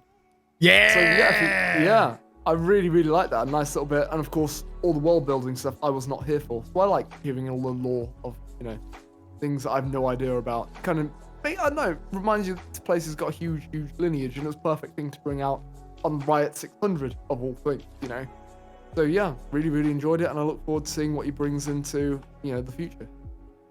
Maxi. I was very happy and proud of Talos. As far as I've been here, right? Talos has kind of just been like looming around, kind of like wavering in and out of activity. But then to see them, take the reins, have some passion, and then also some confidence in themselves, and be like, I'm gonna do this. I'm gonna commit to this. I'm gonna go do the drastic change. Get the little hype video which we saw last week, all right? And then come on to this show and then have it, and kind of explain yourself and do all that, go through all the motions. I thought it was really nice. It was a good way to reintroduce a character on a big stage. Well said, Jake. I have to agree about the point with putting the little pre-debut package on Turmoil last week. I thought that was a great way to lead into it. That goes back into what I've been saying before. Presence. When I talked about Marissa, when I talked about Greed C-Note, Talos did the same thing. And Talos has always lived on character work. Like, to your point, Jay, he's not the most dominant guy in the ring and doesn't really understand how video games work. That's fine. But I think the main thing with Talos is he just comes and goes more than other character people. So you notice it more, right? So a guy like Iceman, you don't notice the in-ring stuff as much because he is consistently character driven throughout. Talos has certainly come and gone throughout, and he had the legs cut out from under him at the early part of 2022 when AC Cobra moved into a IRL working role that did not fit OCW, so he kind of didn't have anything. I'm excited to see him back. I don't know how long it's going to last. Hopefully a long-term deal. But whether you are, what I can be certain for Talos is whether you're working a story-driven feud or just a feud in general, like, he's going to give it his all and he's going to make it interesting. Whether he shows up after that is a different conversation, but whatever he's involved in is going to be interesting. Fair fucking point. I look forward to seeing it. I appreciate Colin's comment. Why are you laughing? What happened? No, sorry. He just tagged me in another Discord and said, I'm going to fuck you up. So I don't know if he's watching. I don't know if he's watching this, but he is. I don't quietly, know. I think it may be unrelated. I think I didn't get tagged when I called him habitual loser because you motherfuckers know not to bother me. But no, it's good. I like the fact that, what did Colin say about the mask? What is it? Well, so he said he won't show his face around here again. Yeah, there you go. Yeah, I didn't mention that too, but the fact that he covered all of his previous exploits in that one very short promo, very impressive. Like, it was straight to the point. You got all, like, everybody's like, what about this? What about this? And he said, boom, boom, boom, boom, covered all of my past. Let's move to the future. And I thought that was brilliant. I like it a lot. I like the new look too. Someone called him, what is it called? They called him Talos Bar or some shit like that, or Bar Talos, whatever. Good shit. Oh my god. People are stupid here. You know that already. Talos Bar. Talos Bar. What's the next video? Is it the match? Pew versus Nate. Pew versus Nate. Okay, this was another one of me just saying, hey, old people. Actually, this was essentially, I wanted a legend match, and Pew missed 400, 500. I think I don't know about 400. 300 he was definitely here for, I do believe, but I know he missed 500 for sure, and I'm pretty sure he missed. They teased him for 500. I know he was not on 500 because they teased him to be on 500, but then Tibby showed up to fight Nate. Yeah. And we're not getting Tibby. We weren't gonna get Tibby, so I was like, fuck it. This one will make it. First, I didn't think it wouldn't make sense, but then the fact that they are 1-1 and he left town. I don't know who the fuck said, no, he had to leave town, so he can't go to Chicago. But this is New York, so it's fine. Wrestling, you fucking idiots. It's wrestling. Listen to the nuances of the word. It's wrestling. So yeah, so he's allowed in New York, just not Chicago at the moment. Probably the specific part of Chicago if you want to be super duper nuanced about it. But yeah, didn't love the match, didn't hate the match. it's kind of funny to see people playing the match like 19 to see how jarring it is compared to 22. Part of that is why I kind of dug it, just because, you know, I've already made my opinion on 19. I mean, I'm sorry, on 22 pretty apparent. So it's like, whatever. Like the fact like people weren't using combos or just grappling, like it just shows you could do that if you want. I don't know if it's necessarily successful or not, but I like that. That's just me, because again, I have to put the preface. I could be wrong, but I don't give a fuck. It makes it better for me.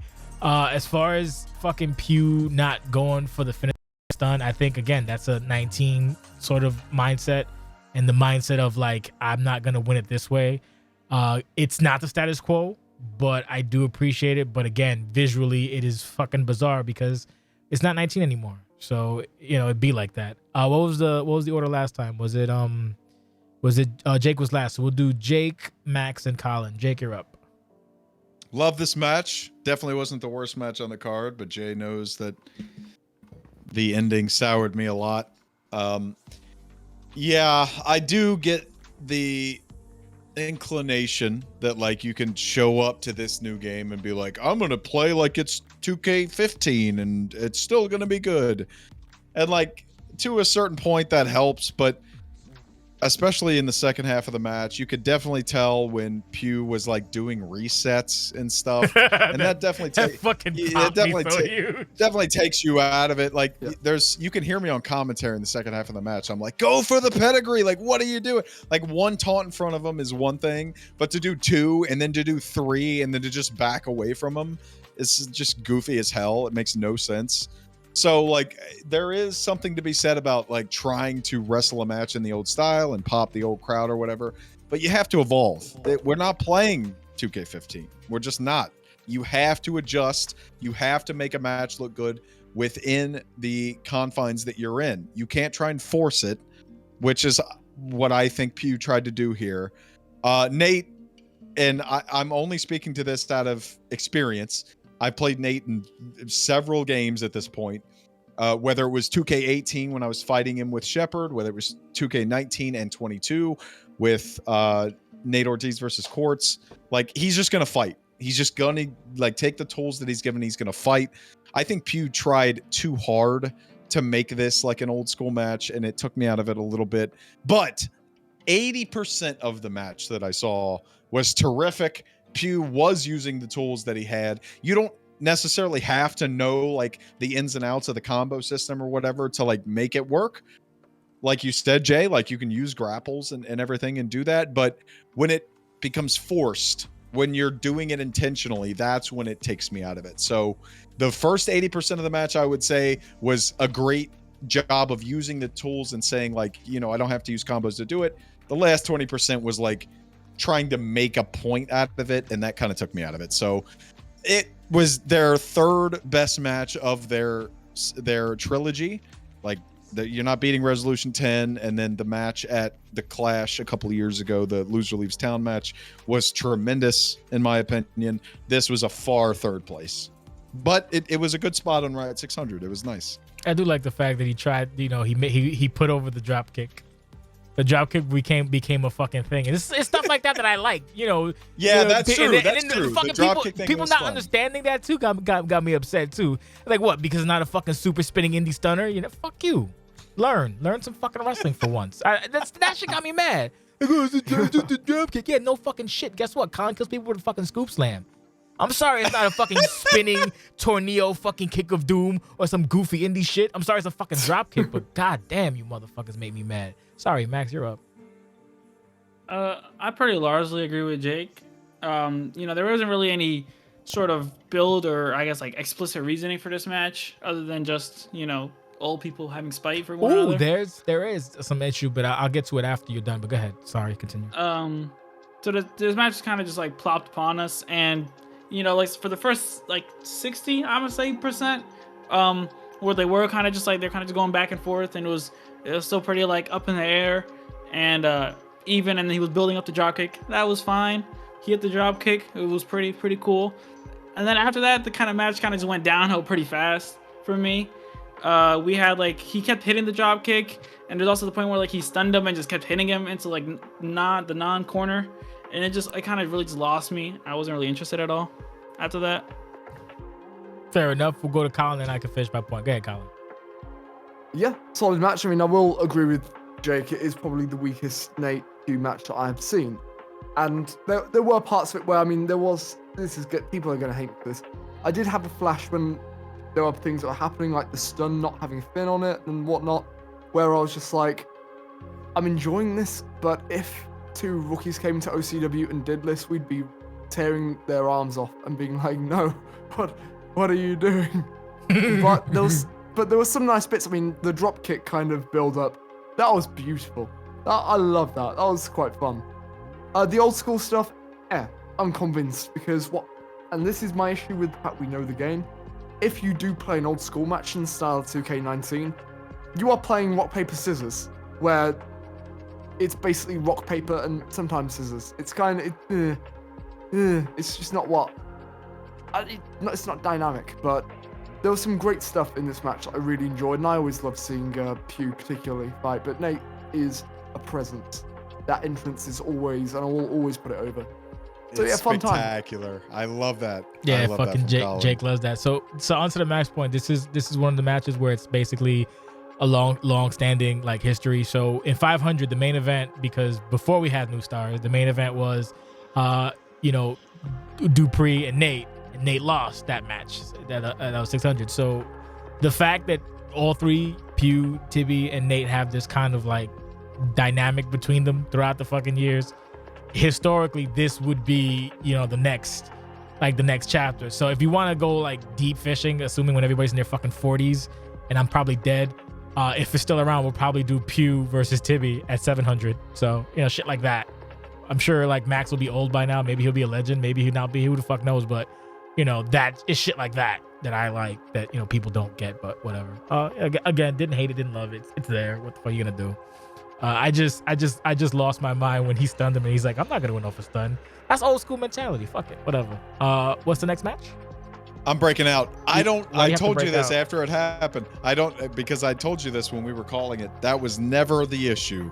The fact that he got the stun the way he did and like wanted to run it out, that was different to me. I'm talking about what happened after that when he just had him straight up. It felt like one of those old school matches from 18 or 19 where it's a clear redo and they just don't want to win. So like that was the issue.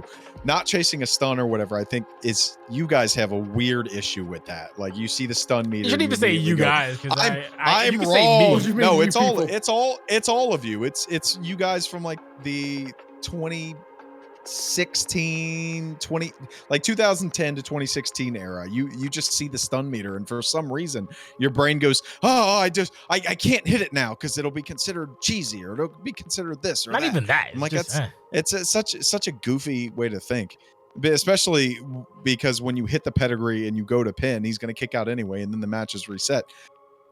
Pew has and can do better. I'm the biggest fan of Pew that there has ever been in OCW history, so I feel like I have a little leeway to say that. Sure, but again, sorry, breakout over. It's okay. We always disagree on the stun shit, but it doesn't matter because in this game, we have new rules now anyway in 23. So the point is moot. The point was only there for 22, so it's only been like there for like 9 months, whatever. What's the next? It's going to be the same in 23, my friend. Not really. There's no new rules for stun meter in 23. Not stun meter. This is a different conversation. Yeah, no, but the amount of whatever, it doesn't matter. What's the next let's video? finish 600. It is the main event. Oh, it isn't? No, it's not the main event. You skipped like 3 videos. Refresh? You skipped 3 videos. Some videos. Thank God. Don't criticize me. Thank this God is I'm you. not Oh fucking... shit. Okay, the next is the international title. Yeah, Jesus Christ. Oh yeah. Thank God I'm not fucking. Yeah. Thank God I'm not drunk. Fuck. Yeah, international. I just didn't refresh my page. Okay. You know what? This isn't about me. Go ahead. The international match. I love what these two did building the match, Claudio and thing. I wanted this at the actual Road to Glory, but I guess I don't know, somebody told me just to do it for Riot 600. Good co-main event. The only thing that got me upset is the fact that it's a co-main, but then fucking Rye had a video right after. So it's like, Riot's instructions are like, oh, put this sometime after. I'm like, how the fuck am I gonna do that if it's the co-main? Sometime. Yeah. So it's like, At one point, yeah, put me in the fucking corner, but we fixed it. while John Carter runs in for the cash in, Right. oh, by the way, Yeah, by the way, there's a brawl on the outside. Man, that would have been great. But no, I like this match a lot. My favorite thing of this entire match is the fact that Claudio dead ass is gonna win via count out after getting ass whooped and then making the comeback. That if Claudio would have won via count out, I would have been fucking amazing. Cause that would have also fueled the fucking Tony narrative to a fucking T. So fucking much. But yeah, that was a great drama moment. That was a great dynamic moment. I enjoyed the match immensely. That's another one of my top matches of the night. Told a great fucking story. Good fight from both competitors. Tony's a fucking monster. That's all that needs to be said. The order was we finished with Jake, so I guess we could do the snake Jake was last, so I guess Jake will be first for this one. So we'll do, or was it last time? Am I mistaken? Someone correct me. I think you just pick one. Jake was first last time, and then he I was first last time. Okay, so That's we'll true. do for this match we'll do Colin, then Max, then Jake. Go ahead. Making great time. so by the this way. match for me was my shock of the night, Really? genuinely. Okay. Yeah, because I mean, I think Rise become better at the game than people tend to sort of admit at this point. And Tony's always good. Tony's always very good. I don't feel that he in 2K22 is on the same level as he was at like 2K19. So I'm not gonna lie, I expected this to be a real ascension moment for Claudio, where they just get in the ring and Claudio just fucking eats Tony's lunch, man. Just absolutely like rails him, and we're just here like, oh my god, what? Exact opposite. We've never seen Claudio get fucking dominated in that way. And I was just, I was blown away by that. Absolute insanity. That was a spectacle for me. That was a huge match. I really thought that count out was going to come through. And I would have loved to see what would have happened if that did come through, my god. But yeah, I've loved this story so far. I think it's, the stuff with Kareem and that, it's been really great. And it's been really great to see Tony involved in a story like this that is less kind of po-faced and ultra comp and ultra serious, and has a bit of a cheekiness to it. I love that. But I was rooting for Claudio, and I was really shocked that he didn't get it.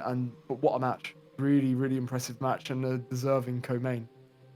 Def, Maxi. I also love this match. I like this match from like a format standpoint, where throughout the whole match, Claudio was trying to take it to Tony, but Tony was just that one step better, that one he was a little bit faster on the draw and everything, and Claudio couldn't keep up, and then he had to try to win by count out, and that didn't work. And then eventually Tony was able to finish the job off. I thought it told like a beautiful story, and I think it was a beautiful story being told beforehand, even though despite your little Allied Powers alliance, it's still fuck Tony, and it's gonna remain that way until amended in the future. All right. Fuck Tony. But he is now our international champion, and it was well deserved. Before Jake, I just want to say, fucking like it's on the screen, big bad booty beefcake, fucking Rye. I can't. I love.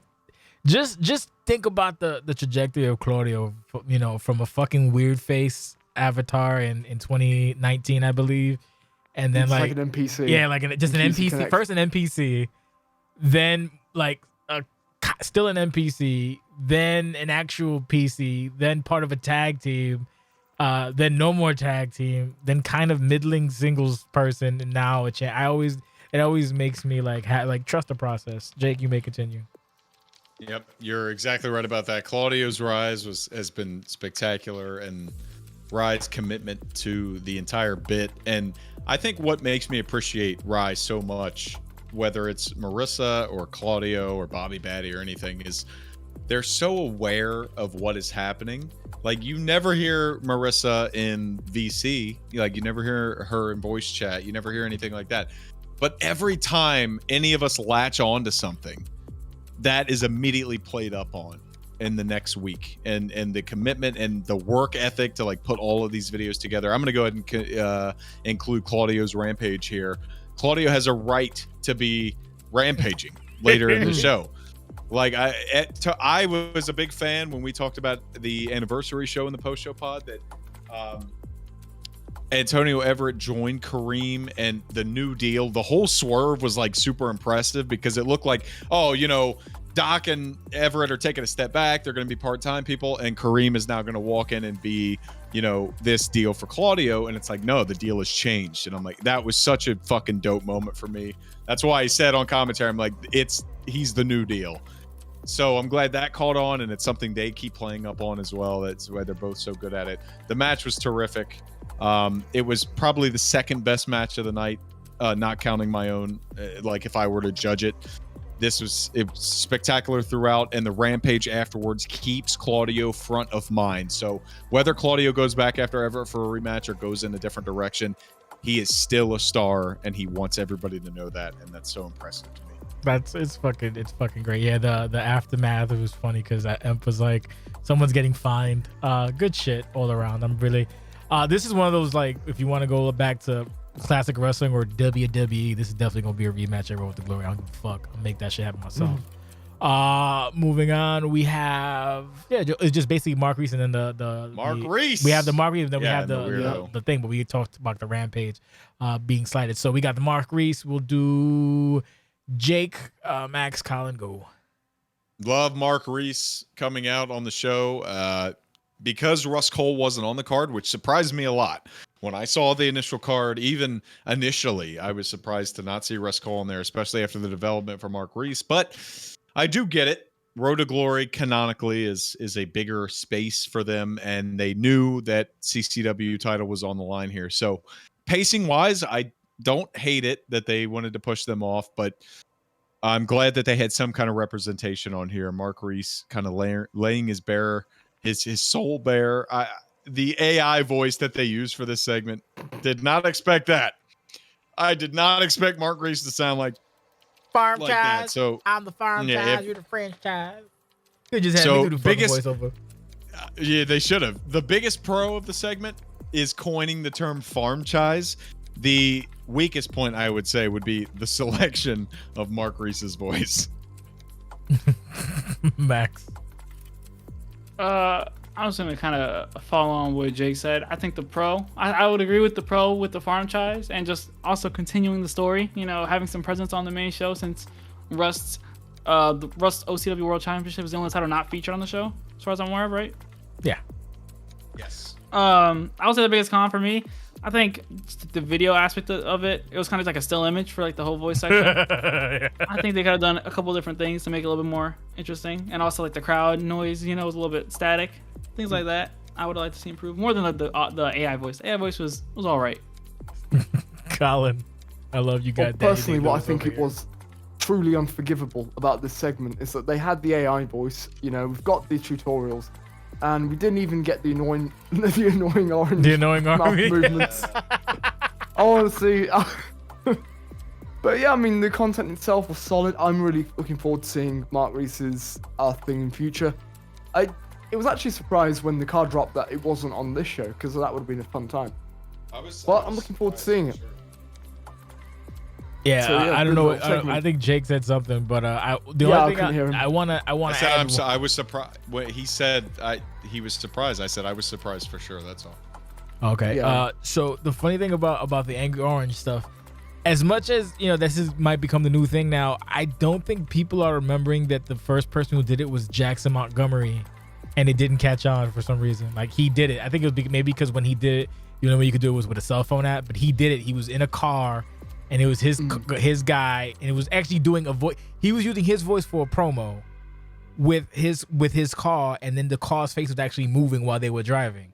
Like, that was a long time ago. Maybe 3, 4 years ago, I'm gonna say. It would have been 4. It would have been 4+. Might have been. I don't know. It's been a minute, but yeah, and the fact that like no one latched on back then is, I guess, maybe the technology wasn't there. But Jay, I was gonna say that technology is not there as a part of it, but I think it's just accessibility. So like, I made the joke earlier in the week that that's going to be the new normal eventually, and like with the tutorial that Lou is dropping and everything, I think more of the people who have the means to do it will start doing it.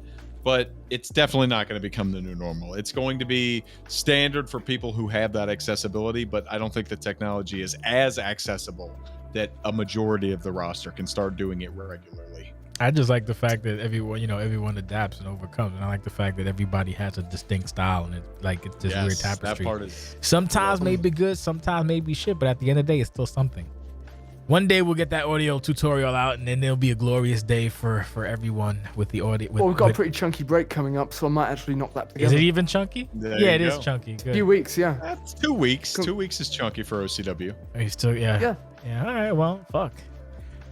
So now, please do that if you can. So now we have our main event.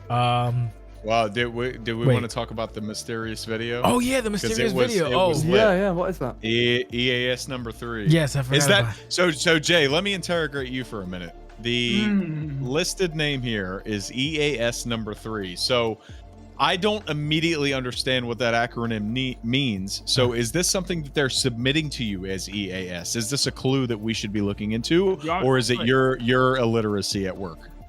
Number one, that's fucking rude. My illiteracy. EAS stands for Emergency Alert System, and that's what it's been submitted as. So okay, perfect. Jesus Christ. Man. Oh, okay, but it is being submitted as that, so that is good to look. Just the fact that you fucking said, because you're illiterate. Jesus Christ.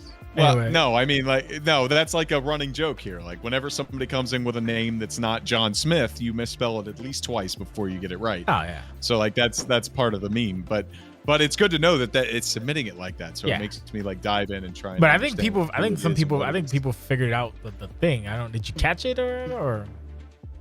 I caught a lot of different things. I know that Road to Glory is like going to be the reveal, or at least it's going to be the next big step. But I'm happy to be a dumbass if good, then we'll just leave it at that. If you I know what the fuck it is and whatever. Right. Well, but I think do. some You're people but the thing is, it. some people mentioned people were shouting out names in VP, so I was like, everybody got the gist of it. Okay. I will say when it was submitted, I will say this, and I have to just post this because one of the comments was to put it at the end of the show, and I was like, lol, no, like, you don't fucking tell me you're gonna end the show. I thought about it though, but then you have a cash in, so fuck that. Cash in kind of did it anyway, so that's why. But the fact that someone was like, "Oh, put this at the end," I was fuck out of my face. Well, but I'm excited to see that. No, I like this. Is something that somebody's putting in a ton of work to it. So, from my own standpoint, to believe in something to the point where you think it could close a show. Like, that makes me very excited, honestly, from a meta sense. I mean, people fucking... I'm just reading comments here. Max, I'm about to do my damn to make OCW less accessible in the... Oh, you want to raise the stake? Yeah, I know. Like, when people have, like, these videography, like, battles, Max is one of the people to fucking, it's Max, Lewis, I want to say Colin, but Colin is more Tom Green. So while his are good, his don't push an envelope. Max will do that. Max will push an envelope. That's why they're such a perfect team, because Colin pushes the creative envelope, and then Max has the technical skills to make it a reality. Yes. I think that's why they're a dangerous team. That's why I know that after the was it Mid Journey, whatever after the thing dropped. Mid Journey. After the thing dropped last week, I know there's people going, "Oh word." This is the same fucking show where we had a lightsaber battle. Like, I just like the amount of talent for stupidity here is really good. I like it a lot. Colin said avant-garde e-fetting. I'll tell you what, you're saying I'm not like some kind of videographer. Well, people are doing the fucking annoying thing. I'm gonna give the South Park Canadian heads to every character. No, he's just like the top of everyone's head floating around. I just like the Colin's like lol bet. You won't fucking Daniel Day-Lewis, mate. I'll give you fucking Daniel Day-Lewis. Please don't find a way to be disrespected and level up another time, because I can't keep up at this point already. You keep up just fucking fine. Shut up. You keep up on a more you do great. Jake keeps up on a thematic level. Jake keeps up on a thematic level. Not Colin. That's all I have. Max will push a technical aspect, and so will Lewis. Lewis will try to like do a mix between the two. Lewis nuts. Colin, so good. Don't sleep on Max's creativity either, though. No, of course, not at all. He has lots of layers and like onions in his fucking thing. But Jake is another one of the thematic guys, because anytime Jake will do something, you see someone like Max like, oh, and then break that shit down. And then you have Emp, which has her own fucking style, and Emp shit is. The funny thing about Emp is someone who doesn't use like advanced tools. Emp uses the most fucking cavemanish of tools to do what she does, which is another like everybody has this weird fucking stuff. Whatever, it's awesome, good. Fuck you. Yeah, everybody having their own style. I like is when my people favorite assume it's part of just me. OCW. Like, oh, the owners do. Nope. Nope. Fuck out of here. It's Nope, crazy. man. It's crazy. So fun. Where was I? Oh yes, yes. So lol, no, but it actually worked out because it gave enough room to have Claudio come back and break shit. Yeah, I know who it is or I know what it is, so that's fine. Anybody want to add anything about this? Oh, my only other point on that was Sheldon going, please don't scare me if I'm not looking away. If it's a scare, I don't want to be. I don't like jump scares. Wait a minute. Yep. See, I'm immediately suspicious that every single one of your impressions up to this point just defaults to Irish. That wasn't Irish. That was more like no. Schwarzenegger. I said oh. Up to this point, every impression you've ever done has been terrible in Irish, and this one was like very good German. That makes me immediately suspicious. Because I'm sober, but ish. But yeah, no, Do not scare me. He's like, I don't want to be scared, please. Is there something happening in the background? I'm looking away. I hate jump scares. I hate them so much. I wish he was here. I really wish that he'd have been here for Trey Golden's Nightmare like ages ago. Oh Yeah. my god. But anybody have any thoughts on EAS before we move forward with the main event? Making wonderful time, by the way. I already talked, so I'm good. Okay. Yeah, Anybody it's a good else? We're good. Okay. Interesting to see what happens. I just like the fact people kept shouting Bray Wyatt. Maybe that was just me. Okay, we have our fucking main event. Yep. Number one, I understand why it's not a fucking a three-way. I'm super disappointed, but it actually kind of worked out because the people involved are very what's the word I'm looking for? Militant and keeping their fucking mouth shut. So I love when shit like that occurs. And yeah, this was a really solid match. Watching it the first time, I didn't have that impression, but watching it back, I didn't realize how much of the match Rex was utterly dominating. And I think it kind of reflected that in the gambling for a minute, but then everyone just said, lol, Quartz. But yeah, no, fucking, this would probably be one of my match. Like this, like the fourth match where I'm like, one of these four is match of the night to me. But we'll start with Colin. No, actually, let's be fancy. We'll start with Maxx, then Colin, then the guy who's in the match, Jake. We'll do the match itself, then we can work to the future investment because we're ahead of schedule. Go Colin. No, Maxx first. I'm sorry. Go ahead, Maxx. Okay. I absolutely hate to say it, right? But like it's kind of like the meme kind of came to reality where that man Rex had the big old lead, was dominating. And he couldn't hit them damn lariats. He tried multiple different lariats. He tried different setups, different angles, literally different angles. And none of them connected. Quartz just wasn't having it. It was really just annoying to watch. Yeah. That's all I got. Oh my god. All right, so this I'll do the cash in later. But this whole segment of the night was my favorite bit. Because I just have vivid memories of this. The match is kind of a blur to me, other than the parts where I was screaming Quartz's new Storm theme down the mic. But there was just that moment where I remember I looked away from the screen for a second, looked back, and Quartz was on the outside, double orange, and I was like, what? And Rex had like one yellow bit, and I was just like, Jesus fucking Christ. This is... Why there was that moment I had where I was just kind of like, why is this main eventing? Rex is just murder. Like, what? Are you trying to send everyone home sad? But Jesus Christ, man, that comeback was fucking legendary. It was a shame that Blacksmith wasn't around for whatever reason that was, but with how this night ended up, as I'll touch on when we do our next round, that kind of worked in its favor. And yeah, what an insane comeback. I can't believe it. So and I'll be using those words in a sec too. Yeah. So before we go to Jake, I just fucking love Maxx. That's all I got. Maxx is a broken man. That is amazing. Maxx is flat out broken. One thing I want to touch on is the blacksmith thing that's happening. So from a story standpoint, my Discord's like from a storyline standpoint, we have someone. Ooh, wow, that looks really fucking nice. Holy shit. Sorry, just looked at something that looked amazing on Discord. So from the blacksmith perspective, somebody attacked the blacksmith. That's number one. So that's somebody involved. So I have a weird theory. Maybe I'll say it now, maybe not. I don't know. So actually, go fuck for it. You know, let me go. I'll say my theory. So Yeah. in my ideal professional wrestling world, over time we found out that the person who actually assaulted Blacksmith is fucking Quartz, and Quartz doesn't know why. And then I am the storm that is approaching. But on top of that, if you want to be nuanced, or if you just want to be wrestling thinky, there might also be a fourth man, or a second man rather, because somebody hit that ambulance. That ambulance wasn't. I don't know if that's a vehicular accident or if there's somebody behind that wheel. So I don't like that. Just the idea that there might be like a fourth person in the wind that may have caused that, and it's very much like, I did it for Quartz, or I did it for Rex. Was Lewis Bishop behind the vehicle? Was Lewis Bishop driving? He did it for his boy Rex. I don't know.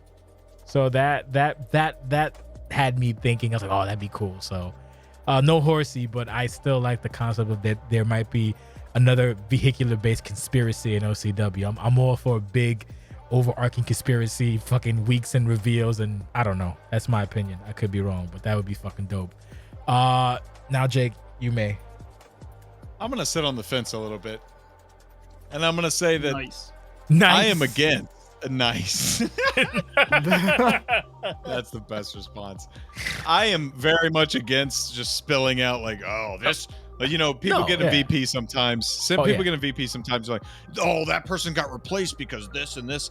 So I'm gonna meet you in the middle, and I'm gonna say that I don't know who hit that ambulance, but I do feel that someone hit that ambulance. Yeah, I made a lot of leaps there, but if you were actually paying attention to what I was saying, you understand why. Now, the last Blacksmith obviously could not partake in this match because his ambulance got knocked off the road. But I do believe that he was the one driving back, as I said on commentary. I think a couple of messages I got beforehand kind of made it very funny. They were like, I don't want to see this triple threat match. I want to see a rematch between Quartz and Rex. So I'm glad that worked out accidentally. That's fine. Thank you for whoever was driving that car. We did get the rematch. I'm glad that everybody enjoyed it and everything. The match was fun to do. Rex is always fun to work with. And it reminded me, from a personal standpoint, of my match with Nate at Red Sun Rising, where it was just bad news every single time he got his hands on me, every single move that I tried to reverse, except the finisher, except the one that would have put Quartz out. So I felt the same way. Rex, like all those lariats, I love that Max said that all these different like areas.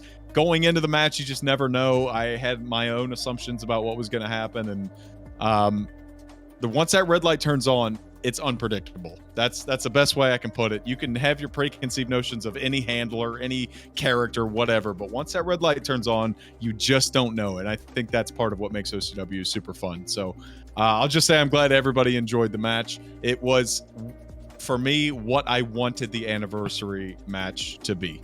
Not counting the win, obviously. I'm not just putting it over because I won. No, you definitely are. I like the fact that what did you mention? You off camera, he mentioned to me, like, he's like, oh, for some reason people think I'm like Drago. I'm like, yeah, I don't know why. They think he's like fucking Drago. And tonight's not a good night for me. No, but it showed in the gambling, because the gambling it showed more in the post match gambling, which was fucking crazy to me. But yeah. True. They just fucking assume, unless people got the inside, but I don't think so, because Rex didn't even know. The fact that Rex was like, oh, thank fucking God I didn't win. So that was fucking great. Hey, you mentioned that. You said that. Yeah, like nobody fucking knew. So I'm glad. Well, I'll just tell you what I told them. Like, it was a dancing kind of deal, because I knew that Party Y wanted to cash in regardless of who won, but I didn't tell him that Blacksmith was not in it. And then I went back to Rex and I didn't tell him that John was a plan. So I tried to keep everything as close to the best as possible. Fucking and great. You could tell, like you said, like Rex was shouting afterwards because he had an assumption, and John had his own assumptions. Thank God. The funny thing is, people started calling me, what if you guys didn't know? So I don't want to break out again, Jay. I'm very sorry, but I have to shout out Colin and Max for this. I'm glad they're on this pod, because they had an approach with the Tay Breezy stuff that was like exactly how I think. It's like, how much can you hide from this person you have to work with? Max sent me this like 7-line script, and he's like, I'm gonna keep this as non-spoiler as possible for you. Fill out these lines for Tay Breezy. And like there were so many blanks in there, like I had no idea what I was answering. So he kept it as blank as possible to let me have fun for the 2 Harlem segments. And that's the kind of mindset that I love in OCW. Oh, you don't like someone just showing you a new attire saying, what do you think for the new pay-per-view? No, I fucking hate that. Don't send me your fucking attire. Oh, you don't like when Cass shows you his new you don't like when Cass sends you an entrance video for the new pay-per-view? No. You don't like that? No. All right, no, Cass didn't send me an entrance video. That's a no, separate joke. He didn't send you a photo of his new attire for the pay-per-view? You didn't get that? Oh, no, okay. He did not. He did not do that. Oh, Gucci didn't send you a new video? You sure? Stop burying people. No, chill out. No, I'm trying to put over Colin and Max here. Let's move on to the cash in. Well, no. Before we move on to the cash in, I also want to specify the fact that the finish of this match was also very symbolic, given what happened in the previous match. So we had Rex fucked over Quartz with the Black Phoenix, and in hindsight, the payback, Rex couldn't hit his lariat. He ate 3 Black Phoenixes. So karma, love it, didn't hate it. So now the next bit, the cash in that some people called the shock for it, and then the gambling. I tried to push the gambling aspect, and at one point it was very like big, like, you know, John had like fucking 70%. I was like, yes, good, yes, I can't wait.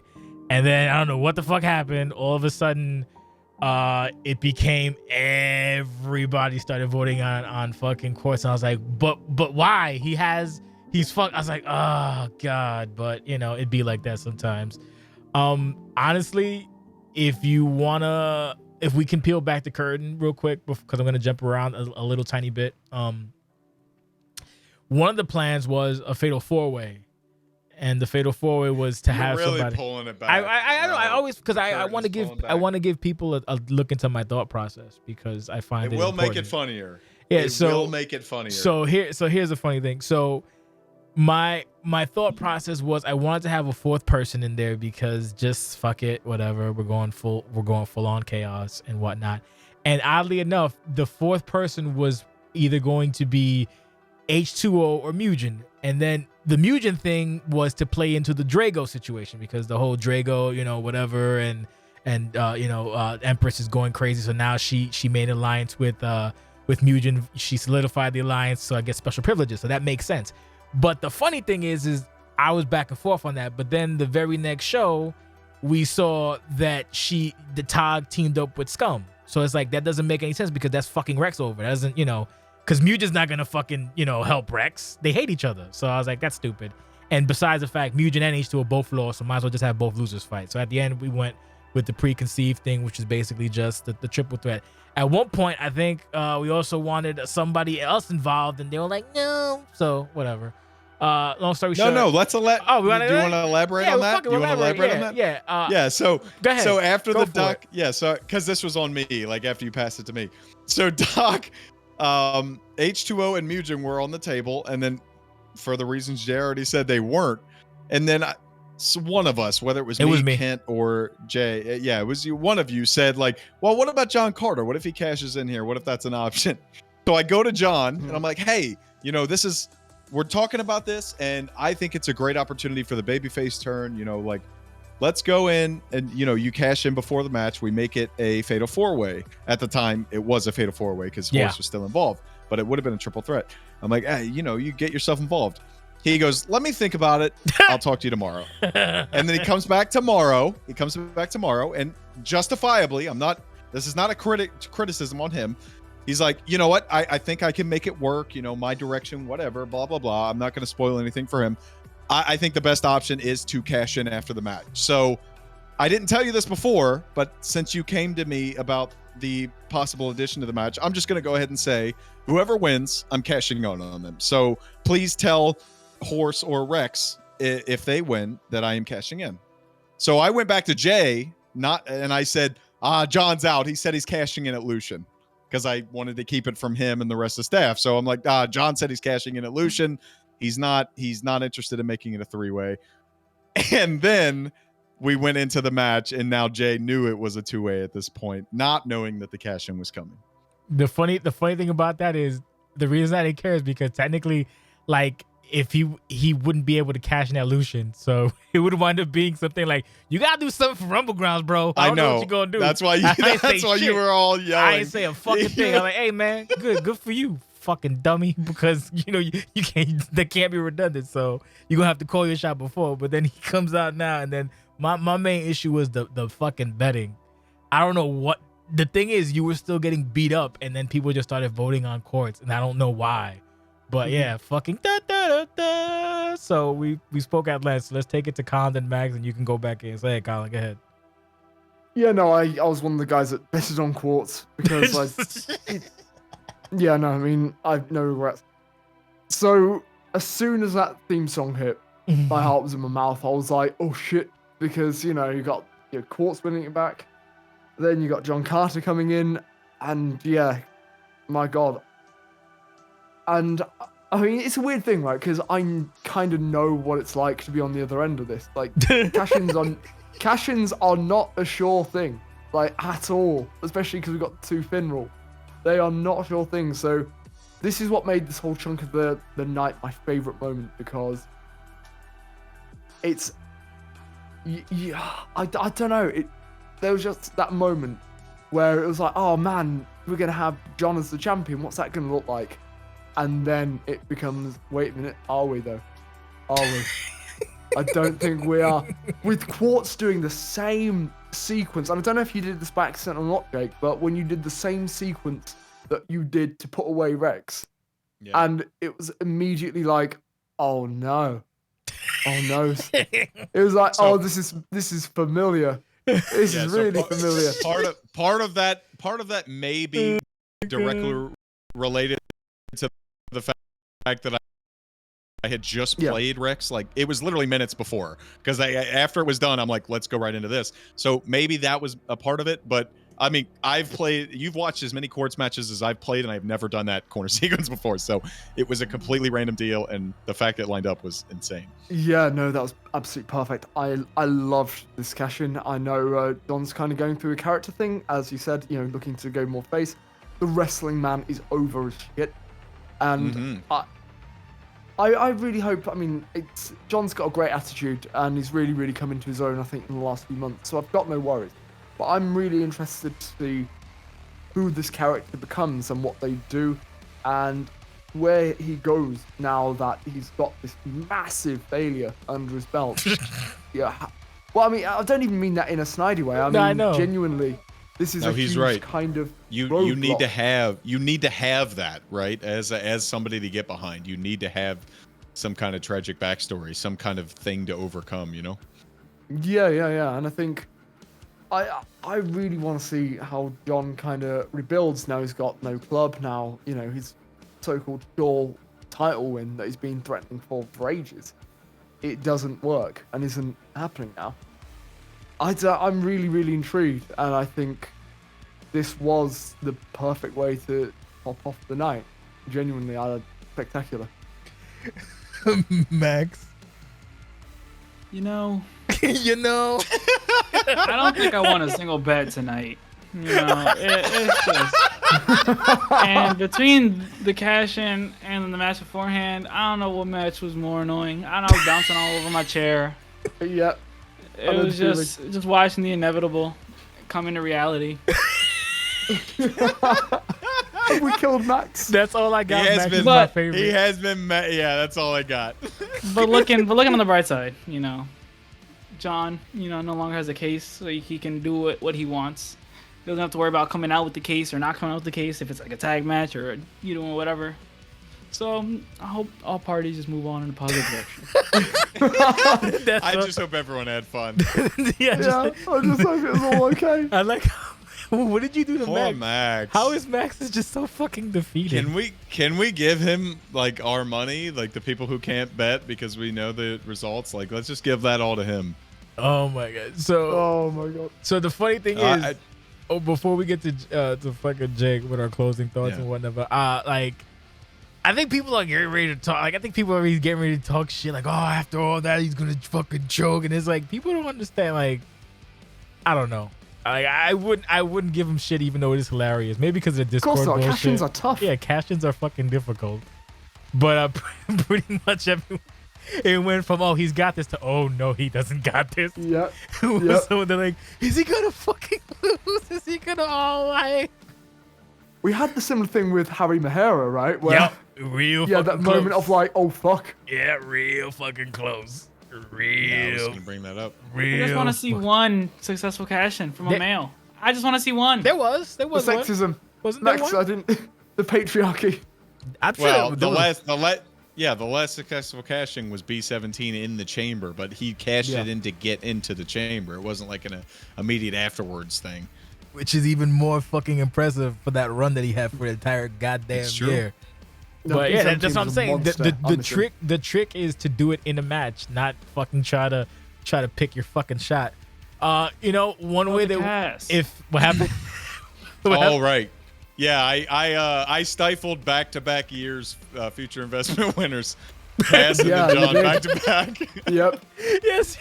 with different versions of Quartz. Oh, there you go. There's your own Different little versions, fucking, different belts. there's your own Crazy. achievement. you I'll see whoever wins this year with Intel in 2024. I'll Oh see my you there. god, yeah, you did. Oh, That's a real fucking that's one of those achievements, bro. That's one of those fucking achievements. He's top Yeah, two it's a real future one. investments with 2 different titles. That's one of those feats of strength. But yeah, and if I don't know, y'all Well- don't hear it, but there's the storm is approaching is playing in the background. Yeah. the instrumental. Well, before you wrap up, Jay, I wanted to put over John Carter for Don't do that. A couple reasons. Yeah. A, for a lot of what Colin talked about, it's not easy. That is number one. Number two, I don't like doing this, but I'm going to peel back the curtain myself. John is the one who came up with the idea for the finish. He wanted to air the whole thing even after he knew what happened.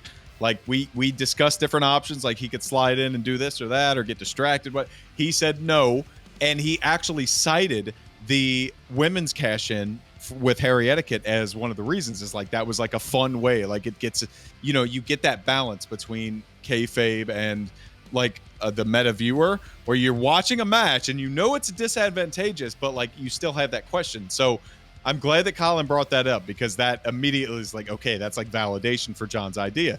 So he was very cordial about the whole thing. Like, even though I was making fun of him for being one of like 3 people who have failed their cash-ins, going after him, that promo that he just posted, I have read it already. If you have not, please go do so, because I think it'll give you amazing insight into what John Carter, the character, is going to be going forward. I have been one of his biggest fucking negative advocates for a while, but I have to put him over right now. I did not expect to win the match, but the way that it went and for him to react the way he did was as good as you could do it for somebody that I would want in OCW. He ain't got no fucking other choice. But you should have there's 2 things. Number one, you should have said, that's not gonna work for me, brother. This is what we're gonna do. You're gonna run in Black Phoenix. We're I'm going gonna home. pitch you with a Black Phoenix. Hey, run in hey, Black brother. Phoenix. We're going home, brother. I said one of the options is the KD approach. I'm hitting you 1, 2. You're going out, looking at the lights, brother, and I'm holding my hands up. Black Phoenix to stare at the lights, brother. We gotta go home. It's the land of the night, bro. That's not gonna work for me. Look, and Gotta send the fans home happy, John. number 2, you wear an Ari shirt. That's the shit that happens to you, motherfucker. I'm doing it. Everybody's catching strays tonight. Nah, good shit though. Didn't hate that fucking match. So closing thoughts on the event. I probably give the entire match this with the cash in with the actual CCW. I probably would give it 4 seltzers. I don't like giving 4 seltzers, but I give it 4 seltzers because it told a really good story. Those are pretty. That's I a only pretty give generous 4s. amount of I don't give seltzers from fucking Jay. 5s. Yeah, I give it 4 seltzers, or the if not 4, then the what's the one that's not as high as 4 but it's almost to 4? 3 and what? 3 1/4? No, 3. 3.75. 3 and 3. Yeah. Yeah, Does this fucking idiot do that too? I don't know, but whatever. He does. Okay. He operates in quarters. All right. Well, Has he broken the scale yet? We'll give it 4 seltzers. I'll give this one 4 seltzers. The whole package though. Great story wise. Anyway. So any closing thoughts on the entire event? We'll do the same order we did last time. So we'll do Colin, Max, Jake, and then we're done in pretty good time too. Close up. Look at that. Cool. Yeah, fuck it. Yeah, why no. not? Yeah, I'd say the event a solid time. Great way to see out the event. We had new stars, we had old stars, we had current stars. Just a rounded event. Nothing like, apart from the insanity of the main event and the Harry Etiquette versus Jazz match, which I'm very proud of. Yeah, nothing like all singing, all dancing. Like I said, it wasn't your kind of the last pay-per-view or the fucking Japan one that I'm too tired to remember the name of. So I think clocks have gone back while we've been talking, and I have no idea what time is anymore. Oh, Red Sun Rising, that's your guy, Red Sun Rising. Yeah, it wasn't on those levels, nowhere near, but it was a really nice way to see out the end of this game. You know, we had a load of things that sort of came out of nowhere with small builds, and a load of people did brilliant work. I think everybody who's appeared on the show has something amazing to be proud of. Maxi. I thought it was a pretty good way to close out the game. Showed the game in a good light. I'm sure many of us felt liberated being able to delete 2K22 off our consoles. Just being able to focus and put all that attention in. Be like, it's done, and then we can rest on it. So we gotta see what the new game holds. I mean, we still got Rumble Grounds. Still, I think that has to be called by me and Jake. But yeah, we still got that. But no one has to worry about that. What? And Ambition. No, we're not calling that. We're not calling that? No, I'm not calling that. I want to watch it. I just want to relax and watch a show that I've never seen before. Oh, you didn't? I thought you made it. No, Empress made it this year. Oh, I worked with Empress and helped a very the most minuscule bit that you could ever help somebody. Oh. And she did the rest. This is an entire Empress experience. I can't wait to see what it is. I have no idea what it is, and I want to go into it that way. I ain't this a bitch. Mike, okay. I wanted to ask you though about when that's going to be, because April 1st at 3 p.m. is a non-starter. You know, it doesn't really Is work, that fucking what you call it? Well, yeah, NXT Stand and Deliver will still be on at that time, but we can talk about that later. I've pinged you multiple times. You just don't seem interested in my direct messages, which is okay. I feel the same way about myself. Wow. I have to say, Drago, Mugen, Quartz, H2O, Nate, Ryu, and Talos, along with Cassidy Hayes, the only people to appear on Riot 500 and Riot 600. Congratulations, gentlemen. The final thoughts. I'm not sure that this match was a clear-cut lower take than Red Sun Rising. The match quality on Red Sun Rising was higher, but this felt big. Like, it felt important, whereas Red Sun Rising kind of was like a spectacle to go. This was like an inevitability to me. And so I treated it like that. I'm glad everybody else did except Russ Cole, because he wants to sip fucking cocktails in Maui or wherever he is. He's on the show. Being the only champion who's not on the show. He's not on the show. Yeah, he wasn't on the stream. He's not on the show. He's on the show. You of all people should fucking appreciate that he's on the show, because the words are important to me. But yeah. Well, I haven't seen the words yet, so I'll see him tomorrow when I watch the show. But a big shout out to everybody who was on the show. I mean, we talked about it a little bit in the green room before the actual pay-per-view went live. Like, this pay-per-views happen every single month. Like, as long as OCW lives, pay-per-views are going to happen, but there is only one Riot 600. That'll never happen again. Same for 5, same for 4, same for 3. And I'm just appreciative that I have been a part of 2 of those eras thus far. Crazy. And to see the growth between 5 and 600, and to see how the roster has shifted and evolved, but grown and not like gotten worse. And like, we're not hanging on to anybody. We have so many new people in here now that weren't a part of 500 that are fixtures on the roster, included two of these motherfuckers who are carrying a lot of what OCW does and are in this post-show pod right now. And I feel unworthy.